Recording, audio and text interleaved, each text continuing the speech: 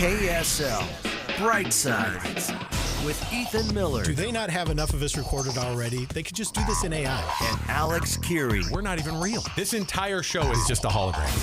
This is KSL Brightside, the after party. But it's before. With Ethan and Alex on KSL NewsRadio. All right, listen up, everybody. You have joined KSL Brightside. I'm Ethan Miller here with Alex Keary. Oh, I got to pull up the stream, too, for myself here so that I can see if anyone makes any clever comments or witty observations or hilarious insults. In the meantime, though, we want to celebrate America 250. Yeah, happy Independence Week. Like everyone else, we just happened to be born at a specific time, and we happened to be born in a place that was random. Nevertheless, we're here. We didn't choose to be here, but we are here celebrating America's 250th anniversary. Random. Do you think completely that, randomly it's us? So we're going to do it, and we've actually got a clever thing to do. Alex brainstormed this, by the way. So we have a list of the 250 most important people in the history of the United States, and this is Alex Keary's personal list. No. If we were going to do this, we couldn't do this without all of the water in the West Desert cooling down all these data centers. So you did it with AI. Yeah. You know what, though? You got to take credit for the work that that AI does. Well, I know. If you gave the AI instructions, it's your work. Well, and I will say, it was like a lot of these projects that you do in AI stuff where you go, hey, what if I did this? And then they go, like this? And I go, no, that's stupid. You should be embarrassed. You didn't listen to me. You should be embarrassed by how you misunderstood how I was trying to describe this. So let me try to describe it. And that is that I sat down and I said, hey, I want to make a list of, knowing full well that a list of 250 of anything is too much. It's all over the place. Yeah. And then I made it even harder because I said, because Caitlin and I were actually going through, there's like a list of the top 250 American songs. Is it American songs? Or was it like American themed? It wasn't American themed, I don't think, was it? I think it was American songs. I'll have to go back. Yeah, and songs look. that Americans. Like American bands, things like that. I don't think I know 250 songs. That's what I'm saying is like you can't. However, what I asked it to do was give me the top 250 American everything. Yeah. People, places, things. Stuff that is American, inventions, places that are ours, people that are uniquely American and the impacts that they've made. And so it's the American 250 noun. Yeah. People, places, things, top 250. And I thought, okay. And initially it was going through and it was people heavy at first. And I said, no, fewer people. I like the people, but give me the companies, give me the places that we like. Give me foods. Give me anything Americana. Oh, so this is a catch-all list of the 250 best things about America, people, places, things. Ever. Okay, I got you. And stuff that is uniquely American too. And so here's my question. We're going to do this every day because we can't do 250 at a time. Okay. So we're going to do like 50 a day basically. We're going to do 25 on the stream and we'll do 25 on the air. If that's too much, you tell me. But I do think and obviously you'll have to wait till the very end to go, that was a big list, or you missed something. I'm sure there's going to be some things missed in here, and I will say from a ranking standpoint, I think there are some things that you're like, I would put that person a little bit higher. I don't think it matters. If it's on the America 250 list, because I'm interested to see. I haven't seen all the way down to number 1 yet, and so I'm interested to see what made the top 25, what made the top 100, what made the top 10, and what number 1 is at some point, but... So that's kind of where I started off here. So okay. Does that make sense, the full kind of breakdown of how everything goes here? I think it does. So we're going to do 50 a day. Yes. So let's get started here. We're going to do 25 right now. Do you want to start at the bottom of the list or the top of the list? So we're going to go from 250 all the way down. I think it'll be fun to do You're going to do 250 all the way up? Meaning I'm starting at 250. Right now, I'll get to 226. Okay, so we're working our way to number 1. So we're working our way all the way down to number 1. It's probably George Washington or something. I think that you know what? I actually had the same thought. If I'm going to guess, not having seen what the numbers actually are, I would think that I think George Washington is probably in the top 10 for sure. But I bet the Declaration of Independence or Constitution or something like that is going to be. Oh, yeah, that's you know right. what I mean? Constitution might something be. along those lines. Yeah, I was trying to brainstorm it myself and just hear. Okay. You ready for this? This is kind of fun. This is a lot of fun for me. Because number 1 was perfect for you and I. I did not plan it like this. I didn't say, And Ethan and I are pretty fat, so give us some food items at the front end of this. Number 250 is buffalo wings. I thought that was good. So buffalo wings are number 250. Where is GLP-1? Where does GLP-1 land in all be in the these? top 10. It's got to be. Listen, it's knocked down some of the obesity here in the country. Look, so it's changed America in a way that few things have in our now, history. I will say, too, like, if we get too far into, this isn't me saying don't talk about it. What I'm saying is that if we started to go back and forth, I don't think we need to explain all these. No, Some we all of them know. will have We're all Americans. Yeah. I think we don't have to explain them. We were all accidentally born in the same place. I We all think know it's what funny this the way is. you put that. You're like, look, you, by divine providence, barely made it into a first world It's situation. not divine providence. It's random. It's just random. It's random. Okay, so buffalo wings. I don't know if she'd be excited about being sandwiched in between. Well, I don't think she would be excited about being butted up against buffalo wings in this list. But 249 is Harriet Beecher Stowe. So riding Uncle Tom's Cabin will get you right there, just barely beating buffalo wings. Apparently. Okay. Mount Rushmore next. Okay, great. Louis Armstrong. Oh, I thought that was kind of fun. yeah. 246, Nike. Okay. 245, John Glenn. Astronaut. First one to orbit Earth. 244, the chocolate chip cookie. Huh. Great.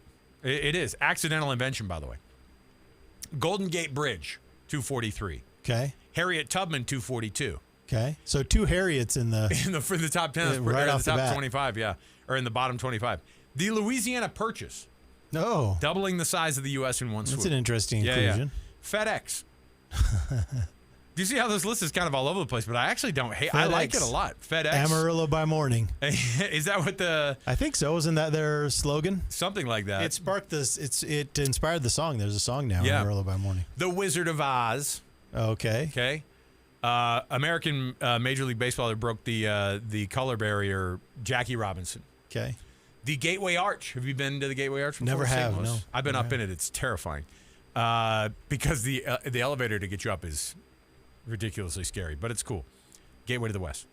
Benjamin Franklin is insultingly low or You high. think he should be higher? 236. Benjamin Franklin is one of the great of the great Americans of all time. It's phenomenal. Boeing Yeah. is 235. Oh. 234 is the American Gold Rush. Okay. Maya Angelou, 233. 232, the Smithsonian, Okay. which you're a big fan of because Yep. you're a Washington museum goer. Love those. Ford Motor Company, 231. All right. Which again, I think Ford Motor Company's great. I'm wondering if Henry Ford shows up again on the list at some point. Frank Lloyd Wright, 230. Air conditioning, 229. I was again. We're gonna have a segment about that today, I know that but it's in the gonna come live. up. It's in the radio show. Okay, so join us for more later. Lewis and Clark, the expedition, not the band. I guess I think their band failed, but their expedition went pretty well, or was disastrous, however you want to look at it. Yosemite National Park, and then the last one of our final our first 25 here is Walt Disney. The man. The man. Yes. And again, I think that I bet we're going to see Walt Disney, the company, come back He up belongs again. in the top 250. Oh, for Yeah, sure. For sure. For sure. So, Yeah. so far, do you like the Yeah, mix it's a here? cool list, I think these are Great things. segue. I think that I think that it's a good segue. It's also I think that there are things that are on here. Like I said, Benjamin Franklin, woefully underrated on this list already. So, you know what, co-pilot, you got that wrong, but I'm not going to ding you because I actually asked for a lot of readjustments on all this. I said, hey, no, I want more of this. I didn't say put more food in, but I think it just inherently knew from the things that I've asked in the past. It's just, you're probably going to want food, aren't you? Yeah. Aren't you, buddy? And I was like, yeah, sure. Yeah, I'll take all those things. But I thought chocolate chip cookie making the list and buffalo wings in the first 25, Yeah. those are pretty darn I'll be Americana. interested to see what else comes in. I wonder how high the cheeseburger is. Did we invent that? Do we have to invent it? Did we just Or make is it it better? just Or do we just have to love it? That's a good question. Now, the next 25 on this list, because we're gonna have to mow through quite a bit of these, are going to be on the 1 to 3 version of the program today. Okay, So there that you go. sounds We'll good. be doing this all week, by the way. And so if you have anything you want to weigh in on, you're gonna miss portions of the list. I guarantee it. So whatever you said, like, hey, that should be on the list, it's on the list. Let's All right. assume it is. All right. Okay, let's talk a little bit about Disneyland. So, Disney. Do you remember a conversation that we had recently about Autopia? Autopia there at Disneyland is the little cars. It is one of the original. Yeah. It's one of the original. At the Tomorrowland, there's a handful of what are all the places? Fantasyland, Tomorrowland, Construction Project Land, and Dole Whip, California Land. Right. No, I'm trying to think of all the original places at Frontierland. Of all the places that are original there, Autopia is one of the things that was there at the beginning from day one, 1955 when it opened up. And it's cool. Everyone loves it. No, we don't. But I don't like going over there. It stinks. I don't like going over there because that whole section of the park is filled with terrible exhaust, and it just lingers there. It does. It just lingers, and Hangs I out. always get nauseated. When you get out on the track, it's a little better, but I tend to just avoid it. So things are changing. So it turns out there's a reason why the air was so bad over there and it made everyone sick, is because those go-kart engines are operating without any kind of emission controls. Oh, yeah. And they have been non-compliant with California For law. years. So California basically said, all right, guys, here's the deal. We'll give you two options. Number one, you can upgrade the engines to be emissions compliant. Or number two, you can switch to electric. And Disneyland said, cool, switching to electric. So we're going to have a solution once and for all. We will never again, starting February 1st, 2027. That's the deadline. So I don't know when Disneyland will roll these out, but that's the deadline. At least by that point, we will not have to deal with the terrible emissions in the park after that, because it is terrible. And I'm always surprised. I am too. That Disneyland has so many things buttoned up, and then you walk over there and you're like, the cars suck. They're actually and they're on those rails. They're regulated too much. You can smell it from the train. Yeah. When you go by on the train, you get the stupid exhaust. I will say too, that they should have taken the opportunity to just bag the whole thing. And I wonder if it was one of like Walt's dying wishes that you actually by law, his will was you can never take Autopia out. It's got to be there forever. Is it the hot dog? Is it the hot dog and drink of? Think about of Disneyland? Costco. Yeah, the 150. You can never change it. I don't know. Like to me, that whole part of the park right there, Autopia is a massive amount of real estate for not much return on your park going experience. Because I'm trying to think too. Where's the submarine? Did they take the submarine out? The submarine's there. It's never been the same since they fired all the mermaids. But those were also non-compliant. But you know what? They were jobs. I don't love that whole part of the park. You know what? Tomorrowland can stuff it. I don't like. They've struggled with Tomorrowland for a long time. I don't like that whole corner where. And I know they tried to be like, oh, Buzz Lightyear experience. I'm not into it. I don't like any of that. There is that whole big building that is very underused. It used to be a big multi-level display. You could go in there and do that where like the things. Concessions are inside and everything? Like No. It is. So if you're looking at Space Mountain, I'm talking about to the left. Yeah, what is that? I mean, like it used to be like a showcase of the future. I remember it from when I was a kid. And then for a while, they had a bunch of the Rocket's not around anymore, Marvel is it? stuff in there. I haven't been there for enough time. I don't know. Is the Rocket there? The original big old Rocket? No, man, the Rocket's gone. Yeah, because it was outdated. I think Tomorrowland could be turned into. Can they buy Harry Potter? Make it their own thing? Do they own Harry Potter? No, they own everything but. That's Universal. That's a Universal thing. Yeah. And by the way, I would say that from a rides perspective. The Harry Potter stuff at Universal outdoes any of the rides. But Disneyland has a different focus. I'm not saying Disneyland is worse than Universal. I'm saying Harry Potter's pretty freaking cool. But this is what you need to understand, though. Mm-hmm. Disneyland is not a place for thrill rides. That's obvious. Yeah. So it's an experience. It's nostalgia. Yeah. Punches you in the gut with nostalgia. It's a completely different thing. We just determined that 1/6 of the park is absolute garbage. The only real Tomorrowland sucks, but you know what? It's nostalgic. The only real thrill ride is Space Mountain. Well, I guess the Matterhorn kind of is. What's the new name of it breaks your back every time? Your kidneys. Yeah. I was gonna say too. It rattles the heck out of you. Oh my gosh. I do want to know what's the one over. No, it's not California Screaming anymore. What is it? Oh, it's the Toy Story Adventure. Or something? No, it's It's the Incredicoaster. The Incredicoaster. Yeah, Did yeah, they yeah. change the name of that? Yeah, it's the I Incredicoaster haven't been now. there since it was. And they put California up these guards along the side, and I'm actually glad they did, because one of the problems that I always had, I didn't like riding California Screamin' when it first opened up, because I mean, as a roller coaster, it's great. Yeah. But here's the thing: when you're in Disneyland, does such a good job of creating this space. You're in this space. You have to see the 405. Yes, and then Yeah, you're like, oh, I'm in Disneyland, and then you take the Incredicoaster or the California Screamer, and you go up and you look down, and you're like, oh, I'm in Anaheim. Yeah. You see a Del Taco from there, and you're like, the experience is ruined. One of our favorite family things. You guys will have to remind me. I need to bring this in at one point. I don't know if I wore it, if I put it on a stick, but it's definitely not allowed anymore. I had a GoPro 15 years ago that I took on that ride with one of my kids, and I faced it to him. He was so excited, and the range of emotions from 3, 2, 1, he's like, and then his face just changes. It turns into absolute fear, and it goes from being so excited, laughing, so excited, to, oh my goodness, this is fast. Oh, and then it's, mommy, and then this is one of our favorite family things. I'll have to bring it in because you should. Harvey, and he's terrified that we show it to people now. So let's put it on the radio and talk about it on our stream. But he was like, I couldn't believe how he's like, I remember being like, this is not what I expected, because in his head it was going to be one thing, and in the other it was actually a little bit more terrifying for him to be ready for. So anyway, good for Disney. I'm glad they're making some upgrades there, buddy. That's awesome.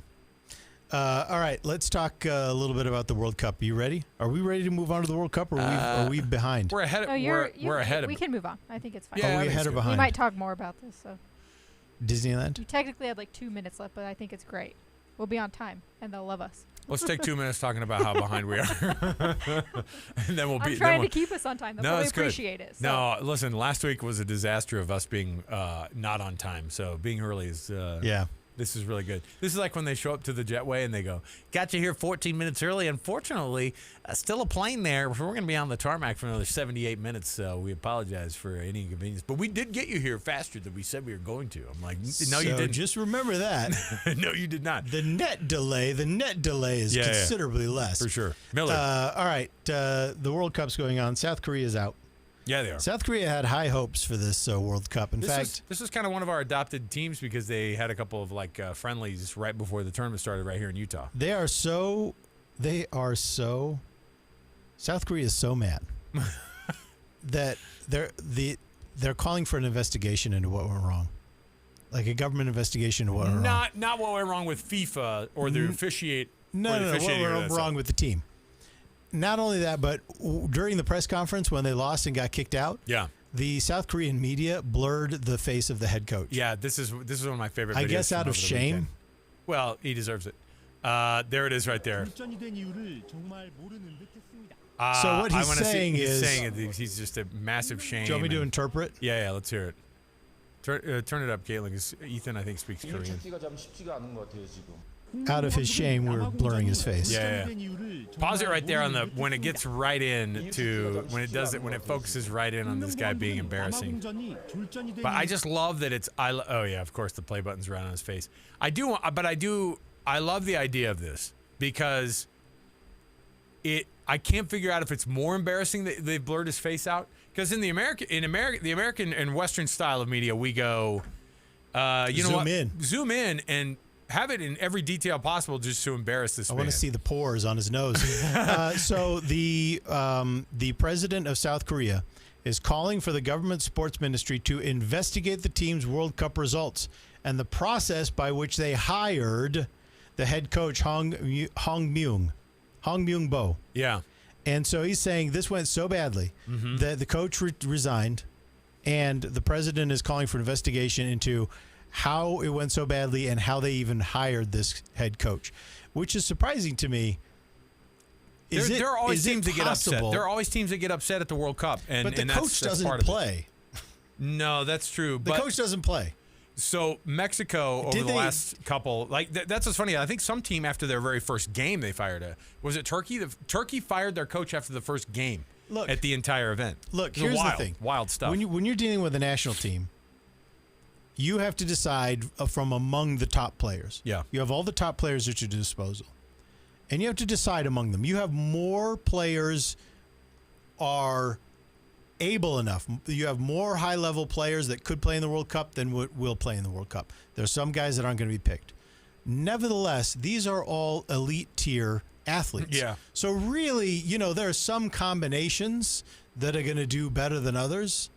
But it's really surprising to me that South Korea would feel like this was all on the head coach. Well, but it's also, I think, listen, you want to have the results because it's a 48-team event, and the 48-team event has already been looked at. Like people are dissing this pretty bad. But Turkey is one of these teams that massively underperformed. Like this was a team that was ranked coming in. They were ranked 19th in the world, and so South Korea was ranked looks like 25th in the world. But obviously you don't get to the round of 32, then people go, you underperformed.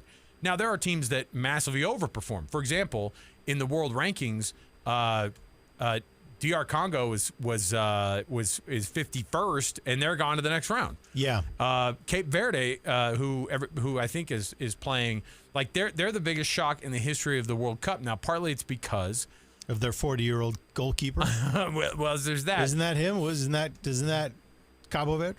Cabo Verde. I'm trying to think of where. I don't. They've got the 40-year-old keeper, right? I think I'm right about that. I think so. So, like the U.S., for example, is playing Bosnia and Herzegovina, who are in the next round, and they were ranked 68th.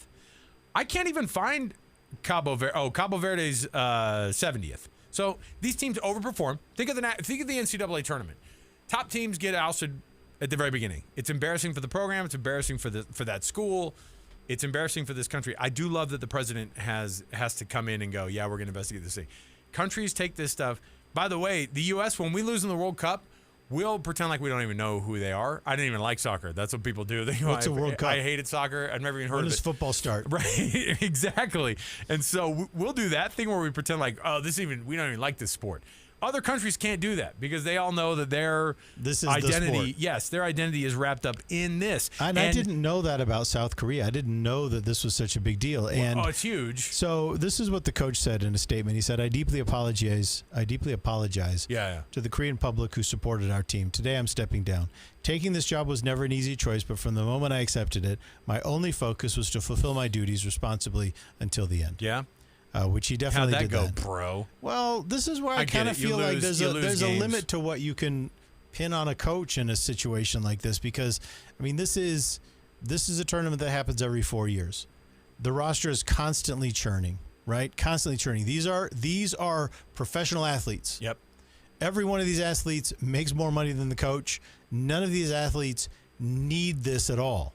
Right? These are professional athletes who are playing for professional teams. Yes. So the idea that, a coach could come in and bend them all to his will, you know what I think it is? I think it's a problem of patriotism with South Korean athletes. Yeah. But see that's America's problem too. But see that's what we do is you have all these professional athletes, you couldn't dial them in. That's what their point is with the coach. They'll go, we gave you we gave you the best soccer athletes on the planet, and they needed some direction that you didn't give them. See, I say the exact opposite. No, I say, look, guys, you guys are the top South Korean players. This was the best you could do. I didn't know you were going to get so far into the management discussion about whether or not this guy should have been fired. You know why? Because this happens every 4 years, and you run up to the 4 years of this, and then you fall off like this. Man. I'm telling you, you got to follow the money. Okay, who are the money makers here in this situation? Right? FIFA. It's the players. Coca-Cola. The players are the players are the valuable assets. They do. By the way, they get a ton of money for playing in these. Not only are they the valuable assets, they are the ones that are being paid a ton, and not only that, they are the only ones touching the ball on the field. Yeah. So but it's miraculously not their fault. Yeah, they lost to Mexico. They lost to South Africa. They needed this 60-year-old guy to give them some guidance. That's what they needed. Yeah, of course. Hey, I was going to also bring up too from the World Cup. Speaking of teams embarrassing themselves. Okay. Real quick, the funny thing about this that I love is that so Uruguay is also a very, this is their thing. If you think South Korea. Their identity is wrapped up in that. There's at least some stuff I think that South Korea goes, yeah, but we're also like world class at these other things, even some other sports. Uruguay, this is what they have too. I think they might have a pretty decent rugby team, but no one cares about that compared to soccer. And they've put together, and they're also like a 2 or 3 time world champion, even though they've won, decades ago. But they did a thing too. So I love this. I love the idea of embarrassing teams. Yeah. Like, you are a high level athlete, and you guys so underwhelmingly performed. We're not going to treat you like it for now. So the private charter that they had booked to take them back down to Montevideo, back home, canceled it. They had to fly back commercial. Oh. Yeah. It would have been better if they'd have made them pay for it. It would have been better if Southwest offered service down to Montevideo, Uruguay. They're all anyway. You're flying Southwest. That's not a diss on Southwest. What it is just the idea of them being like, and it would have been better if they were still doing groups. Basically, they got dumped. Find your own way home. Yeah, and again, what I love about it is, you go, hey, we have a certain level of expectation, and we're paying all this money, including a private charter for you to go up to the United States, Canada, and Mexico to try to bring some honor back to Uruguay. Uruguay, by the way, it's the same thing. It's like a 2 million person country. Yeah. That has no business from it's more than 2 million. Is it more than 2 million? I don't know. You look it up here. I would say it's between 2 and 5 million. It's not. I don't think it's going to be huge. Oh, well done. 3.4. Is that what it is? Yeah. I only nice. remember that. I only remember that because almost exactly in between 2 and 5 million. And the only reason I know that is because I know that Argentina's population is always around 10 times what Uruguay's is, like, because it's about 10 times as big. All right, in the same area, the Rio de la Plata part of South America. Imagine living in a country where the only people in the country were the people who live in Utah. That's what this is. Yeah, that's what this is. Yeah, and that's how big it is. And so then you expect that's exactly, from a size perspective, that's about what we are right here in the state of Utah. Yeah.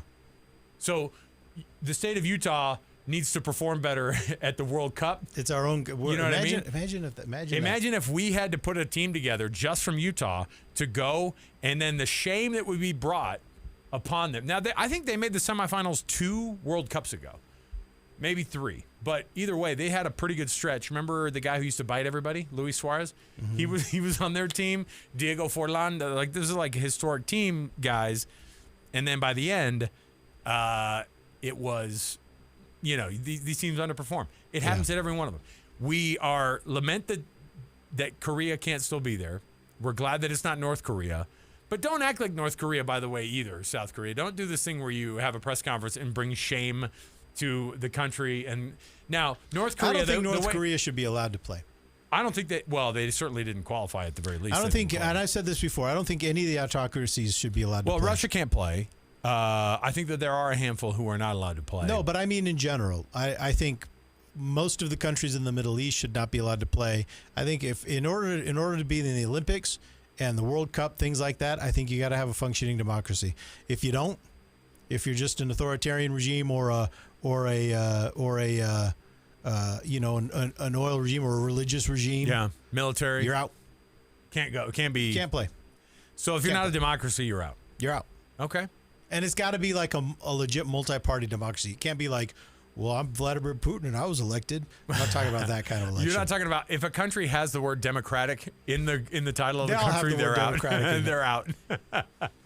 Because you already know. If they have the word democratic in there, you're like, we already know. Of course it's democratic. The people love me. It says it in the name. Come on, man. No, I'm not doing this for my own gain. And that is my honest opinion. I don't think they should be at the Olympics. I don't think they should be at the World Cup. They definitely shouldn't be hosting these things. And I think one of the... the hosting part is hard. And I think one of the most... World Cups, I think it's going to be full on in Saudi Arabia. And I think one of the most pathetic and craven and wicked things we do on the international scene is shower these autocracies with money and attention and let them host the marquee events in humanity. And they do it. It's a humiliation. They do it from a marketing standpoint. It's all sports washing, and they do it on purpose. It's a humiliation, is what it is. It's a humiliation because there are a lot of us who work really hard. Hey, can I just do a quick update as to what's going on in my neighborhood? Oh, in terms of the fireworks? I just got a text. Let's hear it. So, are the fireworks a no-go this weekend? This is from, and the answer is yes, because Fruit Heights canceled it. Fruit Heights canceled. I knew they would. I knew they would. Kaysville is doubling down on Funtown USA. Are they? They are sticking to it. And we're a stone's throw from it. So you can just we're a go. fireworks shot from it. And I'm wondering if we could just go one street over, because it's literally one street over from us, Kaysville. Just put all your stuff in a little red wagon. Follow us to freedom. I don't. All the people on the other street are going to be like, "Who are these people?" The thing is, you're going to like, get the police called on you. Maybe, but there'll be nothing to discuss because Kaysville is open for business. # open for business. And Cottonwood Heights is out. Oh yeah, you guys. Cottonwood Heights out. No, and Fruit Heights. And here's the question, because they're going to reevaluate. Remember that whole thing? Yeah, we're going to reevaluate. Is there any chance they reevaluate it and then they turn it back on for the 24th? Because this is the only thing my kids look forward to during the year. Well, the governor said if we have a monsoon season in July, a really good one, then we could roll this back. But that's in the next, because they're going to reevaluate after the 5th. So we're talking about just within the next week. Everybody's going to have whatever digital fun that they have. I don't know. So, a drone show version of fun for the fireworks show is the cul-de-sac party that is held at Oak Lane in Fruit Heights, Utah, going to be fun this year or not? So, and is it going to be? I don't know. That's what I'm saying, because the food trucks are there. Have you shown them? The food trucks are already set to show up. I've got an inflatable water slide. So you'll still have fun. You just won't have fireworks. That's what I'm saying. Have you shown them the confetti cannons? We did. My kids were not impressed. Well, initially they're like, oh, because they did the same thing everybody that saw that pack of fake fireworks saw. Yeah. They're like, oh, where'd you get these? And then they go, huh. And then they look and they go, and they got the plastic of flags out, and they're like, this is fun. Hey, so when can we go? And you did good, Dad. Okay, I had a conversation with a fireworks tent owner in Kaysville. Now, this is through him, but he claims that the fire chief came around and talked to him. The marshal came around and talked to him and was adamant. We are going to have fireworks and we're going to have fun here in Kaysville. We're going to keep this thing going. And we're going to do it. And he made it sound like that the fire chief was just astounded by the fact that other people are shutting it down. We're going to have safe places. And I'm like, yeah, but the thing is he made it sound like that. But I don't know if there's a fire boss anywhere that would go, let's keep your fireworks business going. And then this guy also made a good point, and he goes, there are two things that happen. You know when you see the fireworks sign that says 2 for 1, 70% off, what do you think? Yeah. That it's 70% off of everything? No. Mm-hmm. But he said he had tons of people coming by and going, assuming that because everything was getting shut down, that this guy was just basically selling off everything. He goes, I think I have to change the sign because it's just the normal sign we have every year out. But people thought it was like the going out of business sale for fireworks. Let him think that. Let him think that. And then they showed up. But my kids were insistent, like, let's go look. And I go, we can go look. We're not buying anything because we can't set them off in our city. Did you stick to it? No. You bought something? Yeah, What'd you buy? I did. The parachute guys. Well, it's a good thing you did, since they banned it in your neighborhood. We're not setting them off in my neighborhood. We're going to drive to Kaysville. Yeah, you're going to go and inflict this on someone else's neighborhood. That's what I said. The guy said you could do it in this church parking lot over here. I said, done deal. So I need better information on Murray, though, because you remember Murray was the one we were all watching. We don't have one? So I looked at the website, Murray City website, fireworks in Murray. So I thought, I got it. I click on it.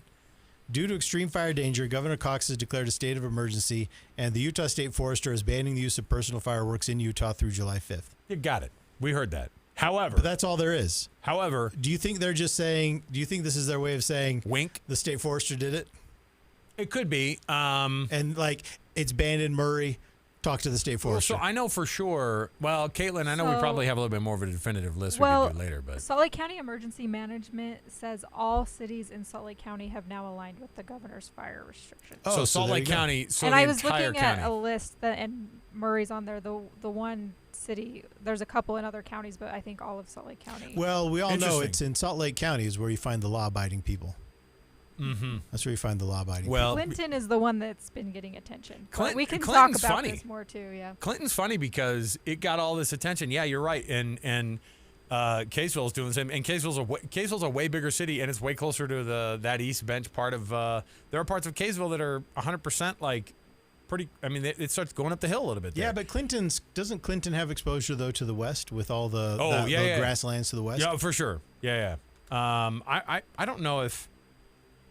I don't know I'll have to see what the city actually said, but the guy was insistent that Kaysville is going to buckle down and they're opening it up, and because their whole thing was they were going to meet over the weekend, and they were going to have they were going to have a discussion about how this thing was going to get done, and the city was going to do this thing, and I don't think they went away from it. So well, look, they're still doing Freedom Week. So Salt Lake County, once again stepping in and getting the job done for the rest of the state. We already carry the state economically.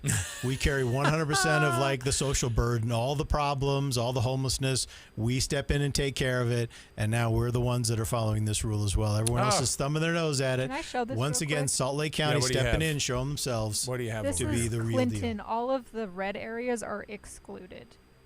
So I think that those are the areas you can't do. Okay. Where?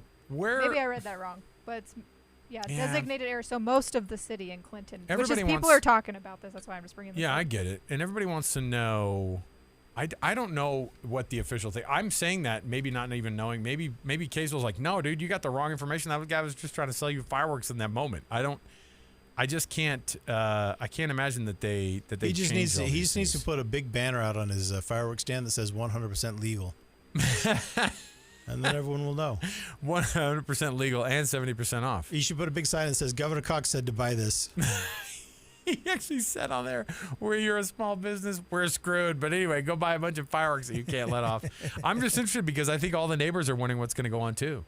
Like in our party thread, walk me through how this is supposed to work though for the Oak Street party. Mm-hmm. So you're going to have your bounce house. Yeah, the bounce houses are there. The food trucks are there. Food trucks. I told you we have access to one of those, the money booth.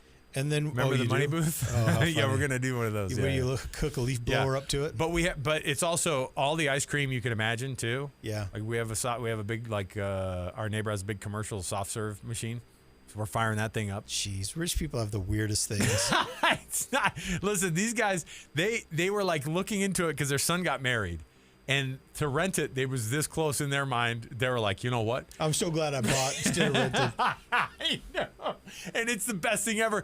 Ethan, it makes the most delightful Dole Whip and soft serve stuff you've ever had. And it's on their back porch. And I stand by my original comment. They'll fire it up periodically on their back porch. Yeah. And we're like, and they're like, oh, you guys, what? Just go out and jump slowly on the trampoline. We do. The tramp is 14 feet from their back porch. And so we're just like, la, la, la, la. La, la, la, la. Wait till the someone invite. say how hot it is out loud, really loud. Alex and Colin have been jumping as adults on that trampoline way too often as we get the ice It's cream so machine hot fired up. out here. Yeah, and I just don't. Gosh, you know what though? I missed the Kaysville City devotional. But I still want to. Okay, so you got the soft serve. Caitlin, I can't find serve. Kaysville information. I actually can't either Because because their Facebook page said we will update. Because they're hiding. They never They never did. You guys, I'm telling you, they're hiding. So I'm actually, I mean, I could reach out. They're banning it, but they don't not want to that get. interesting. They're banning it, but they don't want to get shot. This is journalism. I know. Okay. I got. Maybe no, they'll hold update on. today. I got it. But I think. want to know this about your party. So your idea is you have all the food trucks there, the ice cream, everything there, and then you walk to the next neighborhood over to do the fireworks. I don't. Is everyone going to come with you? Yeah, I don't think that's going to work. Who's going to come with us? I mean, I guess everybody technically, if we'd be like, hey, everybody, the party's going to move 1 block east or 1 block north of here, where a bunch of strangers who we don't know, we're going to do a bunch of fireworks in front of their houses. See you over there, because technically they can't shut it down. I don't think that that's the case. No, there. You know what? It made it look like there was an update, and it's not. There's not. So I'm interested to see. Is Tammy Tran still the mayor? Yeah. I'm gonna text her. Oh, okay. I have her number, but I don't know. Maybe they just haven't decided, or they'll decide today. Look at Caitlin flexing the muscle here Well. of the. By the way, this is Caitlin from KSL NewsRadio. She typically responds. But Any if she comment- doesn't have an answer, Have you been texting her before? Is she? I think we've she's had still her the like mayor. previously on the show. She's not my mayor. That's why I don't know. But I'm almost certain that she's still. Do you guys bond over your similar names? What? What's her name? Tammy Tran? Oh, I thought it was Katie Tran. Oh, I was like, those aren't. You sound like my mom. That's a very similar name to yours. What, Tammy? I could see how I didn't you hear could Tammy. I thought it was hear that Ethan. All right. We're going to go downstairs. We've got a lot to talk about today. Yeah. On our regular program, including we're going to get through a little bit more of our America 250 list. We're also going to get through some of these other cities that have made some of these other firework bans. And we just have, Ethan, we've got a ton of fun planned out. So it's a Monday edition of the show, which means it's going to be amazing. We've got tons of stuff to be able to jump into. So if you missed the stream at all, the stream will continue. Hang out, go back and forth amongst yourselves. And when we come back, we'll be downstairs on the air on KSL News Radio. It's KSL Brightside.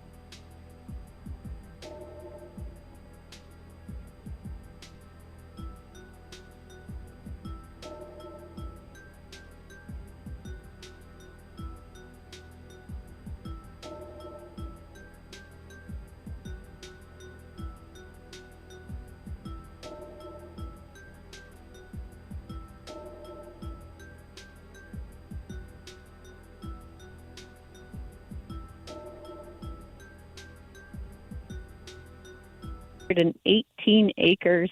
We have about 1,200 personnel on the incident right now, but it's actually looking like a pretty good day to us. The fire isn't doing much right now. We're thankful for the cooler weather that we had over the weekend. Yeah, what are some of the challenges your firefighters are facing in this particular area? So the main challenge for us so far has just been abysmal fuel moistures. It's been in the single digits.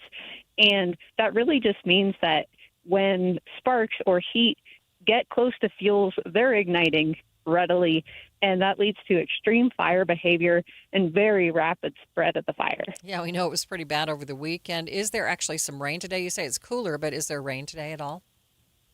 We had a little bit of snow on the ridge tops last night, actually, but we're not expecting any rain today. Okay. Anyone injured on this fire? Any structures being challenged right now or being threatened right now? We have not had any injuries or fatalities on our fire, and we don't have a number on the structures yet just because we're still waiting on that assessment to go through. Right. What is the latest on evacuations? Actually, all of the towns that were surrounding the fire have been taken out of evacuation status. All right. We appreciate your time. Thank you so much for being with me today. Yep. Thanks for having me. And again, that is Alyssa Mason. She is the spokesperson for the Great Basin Complex team. Let's get you up to date now on the drive, traffic and weather. It's brought to you by UCCU. Learn how to save more this summer at uccu.com. What's happening, Ricky? Valley Freeway traffic in really good shape, but we do have a couple of crashes, and they are affecting the drive. One in Midvale, an accident westbound 7200 South. It occurred about 9th West Bingham Junction Boulevard, but no traffic will be allowed to go past 7th West on the westbound side of 7200 South in Midvale until they're able to get that road opened up again. Just avoid it and take an alternate route. Our other problem is in Harriman, a crash with possible injuries northbound Mountain View corridor at Academy Parkway. That's about 152nd South. If you're going from Utah County into Salt Lake County and in the Harriman area, you will see some lanes blocked, but traffic that was once backed up, delays are starting to ease a little bit. Just use some caution trying to get around the crash. Beautiful kitchens start with the right countertop. Visit a Bedrock Quartz showroom today or get started at bedrockquartz.com. Ricky Meese in the KSL Traffic Center. KSL 7-day forecast. Very slow warm-up this week. We'll start things out this afternoon with a 74, partly cloudy skies. 81 tomorrow, partly cloudy again. Wednesday, partly cloudy, 87. We climb to 89 with mostly sunny skies Thursday. Into Friday, mostly sunny, 90. Keeping it at 90 for the 4th of July, mostly sunny skies. And a hot 95 on Sunday. From the KSL Weather Center, I'm Matt Johnson. And it's sunny and 63 degrees in downtown Salt Lake City. The 7-day forecast brought to you by Performance Automotive Bountiful. Quick check of the markets. Markets in really great shape today. The NASDAQ right now up by nearly 2%. A complete update of your money news is coming up next. Meet Matthew Preston. Inside his apartment, everything he holds dear is protected by Progressive's Renter's Insurance, like his laptop and a surprisingly valuable collection of baseball bobbleheads. Outside his apartment, his laptop is still protected, as are his bobbleheads, which he carries around with him for reasons no one knows. Renters, the limits of protection aren't just the four walls of your home. When you're in Progressive's Protection Zone, get a quote at Progressive.com. Progressive Casualty Insurance Company, affiliates, and third-party insurers. I know that hiring can be challenging. You need someone to match your role perfectly. Well, now you can meet them fast on ZipRecruiter. Build your team, build it sooner. Meet your match on ZipRecruiter. Just head to ZipRecruiter.com/free right now to try it for free. That's ZipRecruiter.com/free. Meet your match on ZipRecruiter. Try it free. Everything to my back is dark. High in the alpine wilderness. Really ugly clouds coming over from the north. A place. The ridgeline is imposing, the escarpments, the drops. Where survival. It's dark now. I have nothing. Is never certain. This is not good. My name's Dave Cawley, and I'm the host of a podcast called Uinta Triangle. It's about the disappearance of an Australian hiker named Eric. Our conclusion, and that of the sheriff, is that the mountains have decided to keep him. Come retrace Eric's footprints with me. You have done this walk too, but this is your backyard. Did he really make a wrong turn, or did he decide that he was done? He is not the first or last person to vanish in this remote region. It was haunting to see the photos. I mean, really. Find and follow the podcast series Uinta Triangle. That's Uinta, spelled U-I-N-T-A, Triangle, wherever you get your podcasts. All episodes out now. Breaking news, the Tooele County Sheriff's Office says those who live in Lofgren are now able to return home. They had been told to evacuate because of the Cherry Fire, but their evacuation status has now been changed from go to set. There was a big fight in Congress over the expiration of the Obamacare subsidies. Democrats lost and the subsidies went away. And now, as ABC's Sherry Preston reports, we're seeing some of the consequences of that battle. Millions of people had fallen off the rolls of health insurance through the Affordable Care Act. New government numbers show enrollment in February was down by 3 million people compared to last year. Experts say it's likely connected to the end of federal subsidies for premiums and the much higher cost for those who can't get health insurance through work. 22.1 million people signed up for coverage in 2025 compared to 19.2 million this year. Watching Utah's money ahead of this week's job report, Kalshi traders are not feeling optimistic. The prediction market platform says there is less than a 60% chance we'll see an increase higher than 100,000 jobs. Wall Street is expecting job growth of at least 118,000. We'll see who's right when the Bureau of Labor Statistics posts those numbers. Alphabet made its Dow debut today, replacing Verizon. It's been a rough month for Google's parent company as investors worry about its big AI ambitions. But the move into the Dow was a positive switch, and stock has been up about 5% today. Comcast and NBC Universal are breaking up. The cable giant says NBC, along with the streaming service Peacock and Universal Pictures Film Studio, will be made into a separate publicly traded company in about a year. The news sent Comcast up about 6%. And taking a look at your money at this moment, the Dow is up by 354 points, sitting at 52,230. S&P up by more than a full percent, up 84 points. The NASDAQ up nearly 2%, up 498 points. We have new evidence of the strength of solar weather patterns. 2 active space telescopes have been driven down into precariously low orbits by eruptions from the sun. ABC's Jim Ryan tells us what NASA intends to do about it. To keep it from plunging out of orbit and burning up in Earth's atmosphere, the Swift Space Telescope needs a lift. Enter a 3-armed robot built by a startup company called Catalyst Space. It has tremendous amounts of maneuverability. Catalyst founder Gon Hee Lee says the mission is clear. To push this multi-ton, $500 million satellite back up higher in altitude. Catalyst has offered NASA no guarantees that this first-of-its-kind mission will be successful. Jim Ryan, ABC News.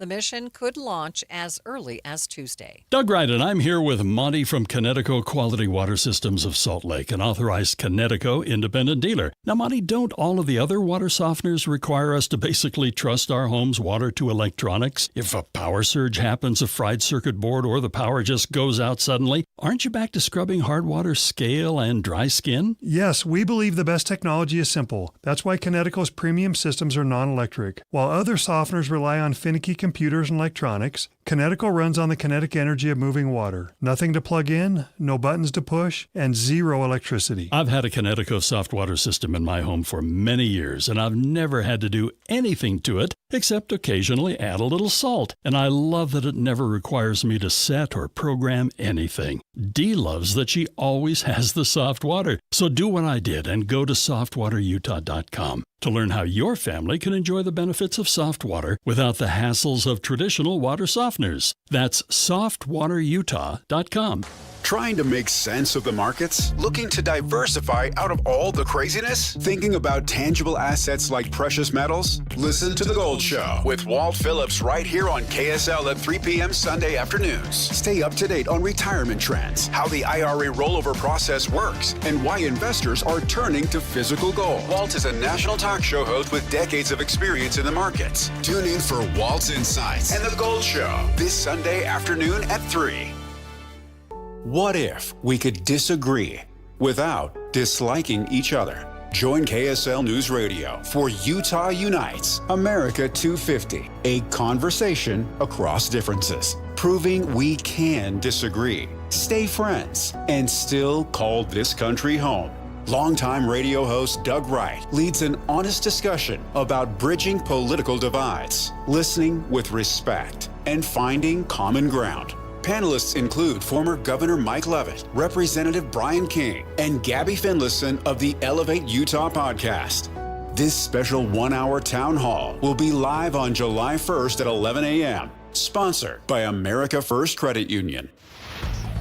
Traffic and weather together. It's brought to you by UCCU. Auto loan rates as low as 4.74% APR. Where are those trouble spots, Ricky? Well, one is no longer a trouble spot. It appears that the crash has been cleaned up in Midvale, westbound 7200 south. After 7th West, they're letting traffic go through again. However, crews still working to clean up the crash in Harriman.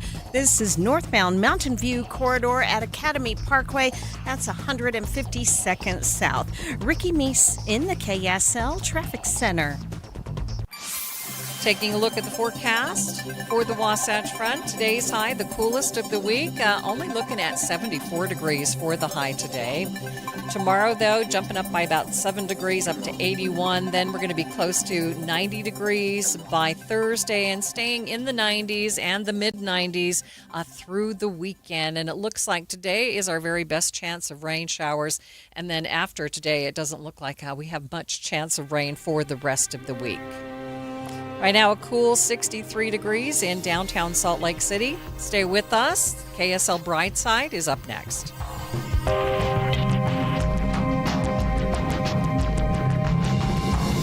KSL FM Midvale. KSL Salt Lake City. From the KSL Common Spirit Health Studios, this is KSL News Radio. Utah's news, traffic, and weather station. Good afternoon, 1 o'clock at KSL News Radio. I'm Adam Small to look at our top stories this hour. A Utah man who spent nearly 40 years on death row is back in court right now as a judge weighs whether he should be released while awaiting a new murder trial. KSL News Radio's Eric Cabrera is in the courtroom and has the details this hour. This hearing is about more than whether Douglas Carter gets out on bond. Carter was sentenced to death for the 1985 murder of Eva Olesen, but last May, the Utah Supreme Court threw out his conviction and ordered a new trial after finding serious misconduct from prosecutors and investigators in the original case. Now Carter's attorneys want the case dismissed, arguing years of misconduct and missing evidence means he can't get a fair trial. Prosecutors plan to seek the death penalty again. We'll be inside the courtroom when arguments begin at 1 o'clock and bring you the latest on Jeff Kaplan's Afternoon News. Eric Cabrera, KSL News Radio.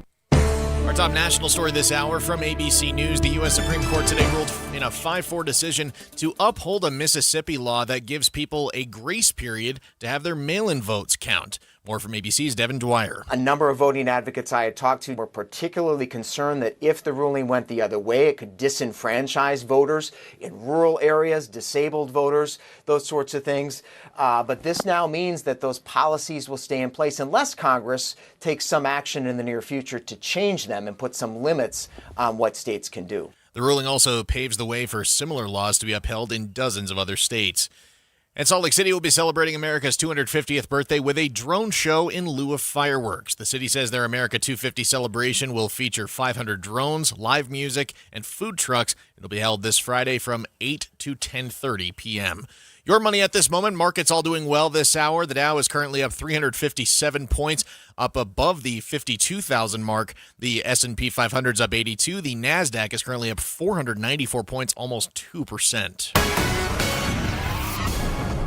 Coming up, cooler today, gradually warming up as we work our way through the week. Take a look at the full forecast next. KSL News Time, 1:02. The sources where we get our news matters. When you listen to Utah's Morning News, we want you to feel the stories are important to you and trustworthy. This is Amanda Dixon. And I'm Andy Farnsworth. Join us weekday mornings on KSL News Radio. Matthew. Huh? Oh, sorry. It's okay. I just need you to listen to me. I know that a lot of times, Mom, it might not seem like I'm listening to you, but I am. I hear you. And what you say really does matter to me. I mean, let's be honest. No kid likes rules, but I get why we have them. I hear you, and I know it's because you care. All the talks we've had over the years, including what you've told me about not using alcohol and other drugs, they stick with me. And believe it or not, they really do make a difference, especially at times that matter most. Hey, want a drink? No thanks, I'm good. So thank you, Dad, for talking and preparing me for what's ahead. Thanks, Mom, for never giving up and always being my biggest fan. Thank you for letting me know what you expect, so I can try to meet your expectations. Thank you for talking. For more information about talking with your kids about underage use of alcohol and other drugs, visit underagedrinking.samhsa.gov. Stolen Voices of Dole Valley, a gripping new 9-part investigative podcast about a serial killer you've probably never heard of, Warren Forrest, a sadistic predator who prowled the Pacific Northwest in the early 70s. He hid behind the deeds of Ted Bundy, and he's only been convicted of 2 murders, but is suspected of many more. Since the release of Stolen Voices of Dole Valley, a witness identified in the podcast could lead investigators to the remains of Jamie Grissom. He ran into the woods. He said he stumbled. As he fell down, he looks up and sees the body of a young woman. And now the FBI is testing forensic evidence that had been collecting dust for decades. This cold case is now red hot. Binge the entire season of Stolen Voices of Dole Valley right now, wherever you get your podcasts. And make sure to hit that subscribe button so you don't miss out on the latest breaking news. Traffic and weather together is brought to you by UCCU. You deserve to love where you bank. Here's Ricky Meese. A nice drive on the Valley freeways, but in Harriman, crews are still working to clear a crash northbound Mountain View corridor at Academy Parkway. That's 152nd South. No matter the weather, your feet can feel fantastic. Find the Good Feet location nearest you at goodfeet.com. Ricky Meese in the KSL Traffic Center. Look for a high of just 74 degrees today, warming up again to the 80s tomorrow with a high of 81, back up into the upper 80s by Wednesday and Thursday. We may not hit 90 again until this weekend. Right now it is 63 degrees and mostly cloudy in downtown Salt Lake City. I'm Adam Small from the KSL Common Spirit Health Studios. Listen online at KSLNewsRadio.com, we're Utah's news, traffic, and weather station. KSL Brightside with Ethan Millard. Alex, you don't care about gas prices. You've got an electric vehicle. And Alex Curie. Oh, yeah, that's right. Here comes my moral superiority rolling down I-15. This is KSL Brightside on KSL News Radio. All right, welcome to KSL Brightside. I'm Ethan Millard here with Alex Curie. Thanks so much for joining us on a nice and cool Monday afternoon. That's weird, right? I don't know if it's ever been. Has it ever in your lifetime been 60 degrees on a... Well, on a almost July day, there's much of the weather in my life that I don't remember, but I can't say get that it's checked out, man. I can say it's unusual enough that I noticed how cool it is. I know. Now the cooler weather though is helpful to firefighters. We've only had 2 new starts in the last 24 hours, and so that is really good. Unfortunately, though, those fires that are burning right now in Utah are carrying a very, very heavy cost. And that's what we're going to lead out on with our 3 things. You ready? Absolutely. Here we go. Your top trending stories happening right now. KSL Brightside's The 3 Things. Over the weekend, we lost 3 firefighters from 3 different states at a fire on the border of Utah and Colorado. Authorities released their names today. They were withheld for most of the weekend while they were, communicating with who they needed to communicate with. Mm-hmm. Emily Barker was 38 years old. She was from Clinton Township, Michigan. She was a Forest Service firefighter.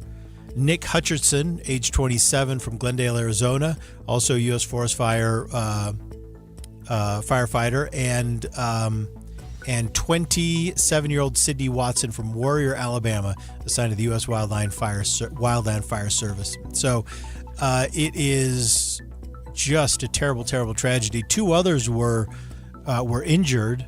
Fire officials say that they were engaged in a burnover event. That's where a fast-moving fire basically traps firefighters. They have no way of escaping, and their last-ditch effort to survive involves a kind of a fire tent that they were able to bust open and pull over themselves and lay down on the ground and then cross their fingers. 2 of them made it, 3 of them did not. So this is a very, very difficult day for firefighters. Jeez. And obviously it's going to make their jobs harder knowing that the deaths of their colleagues are, in the back of their mind.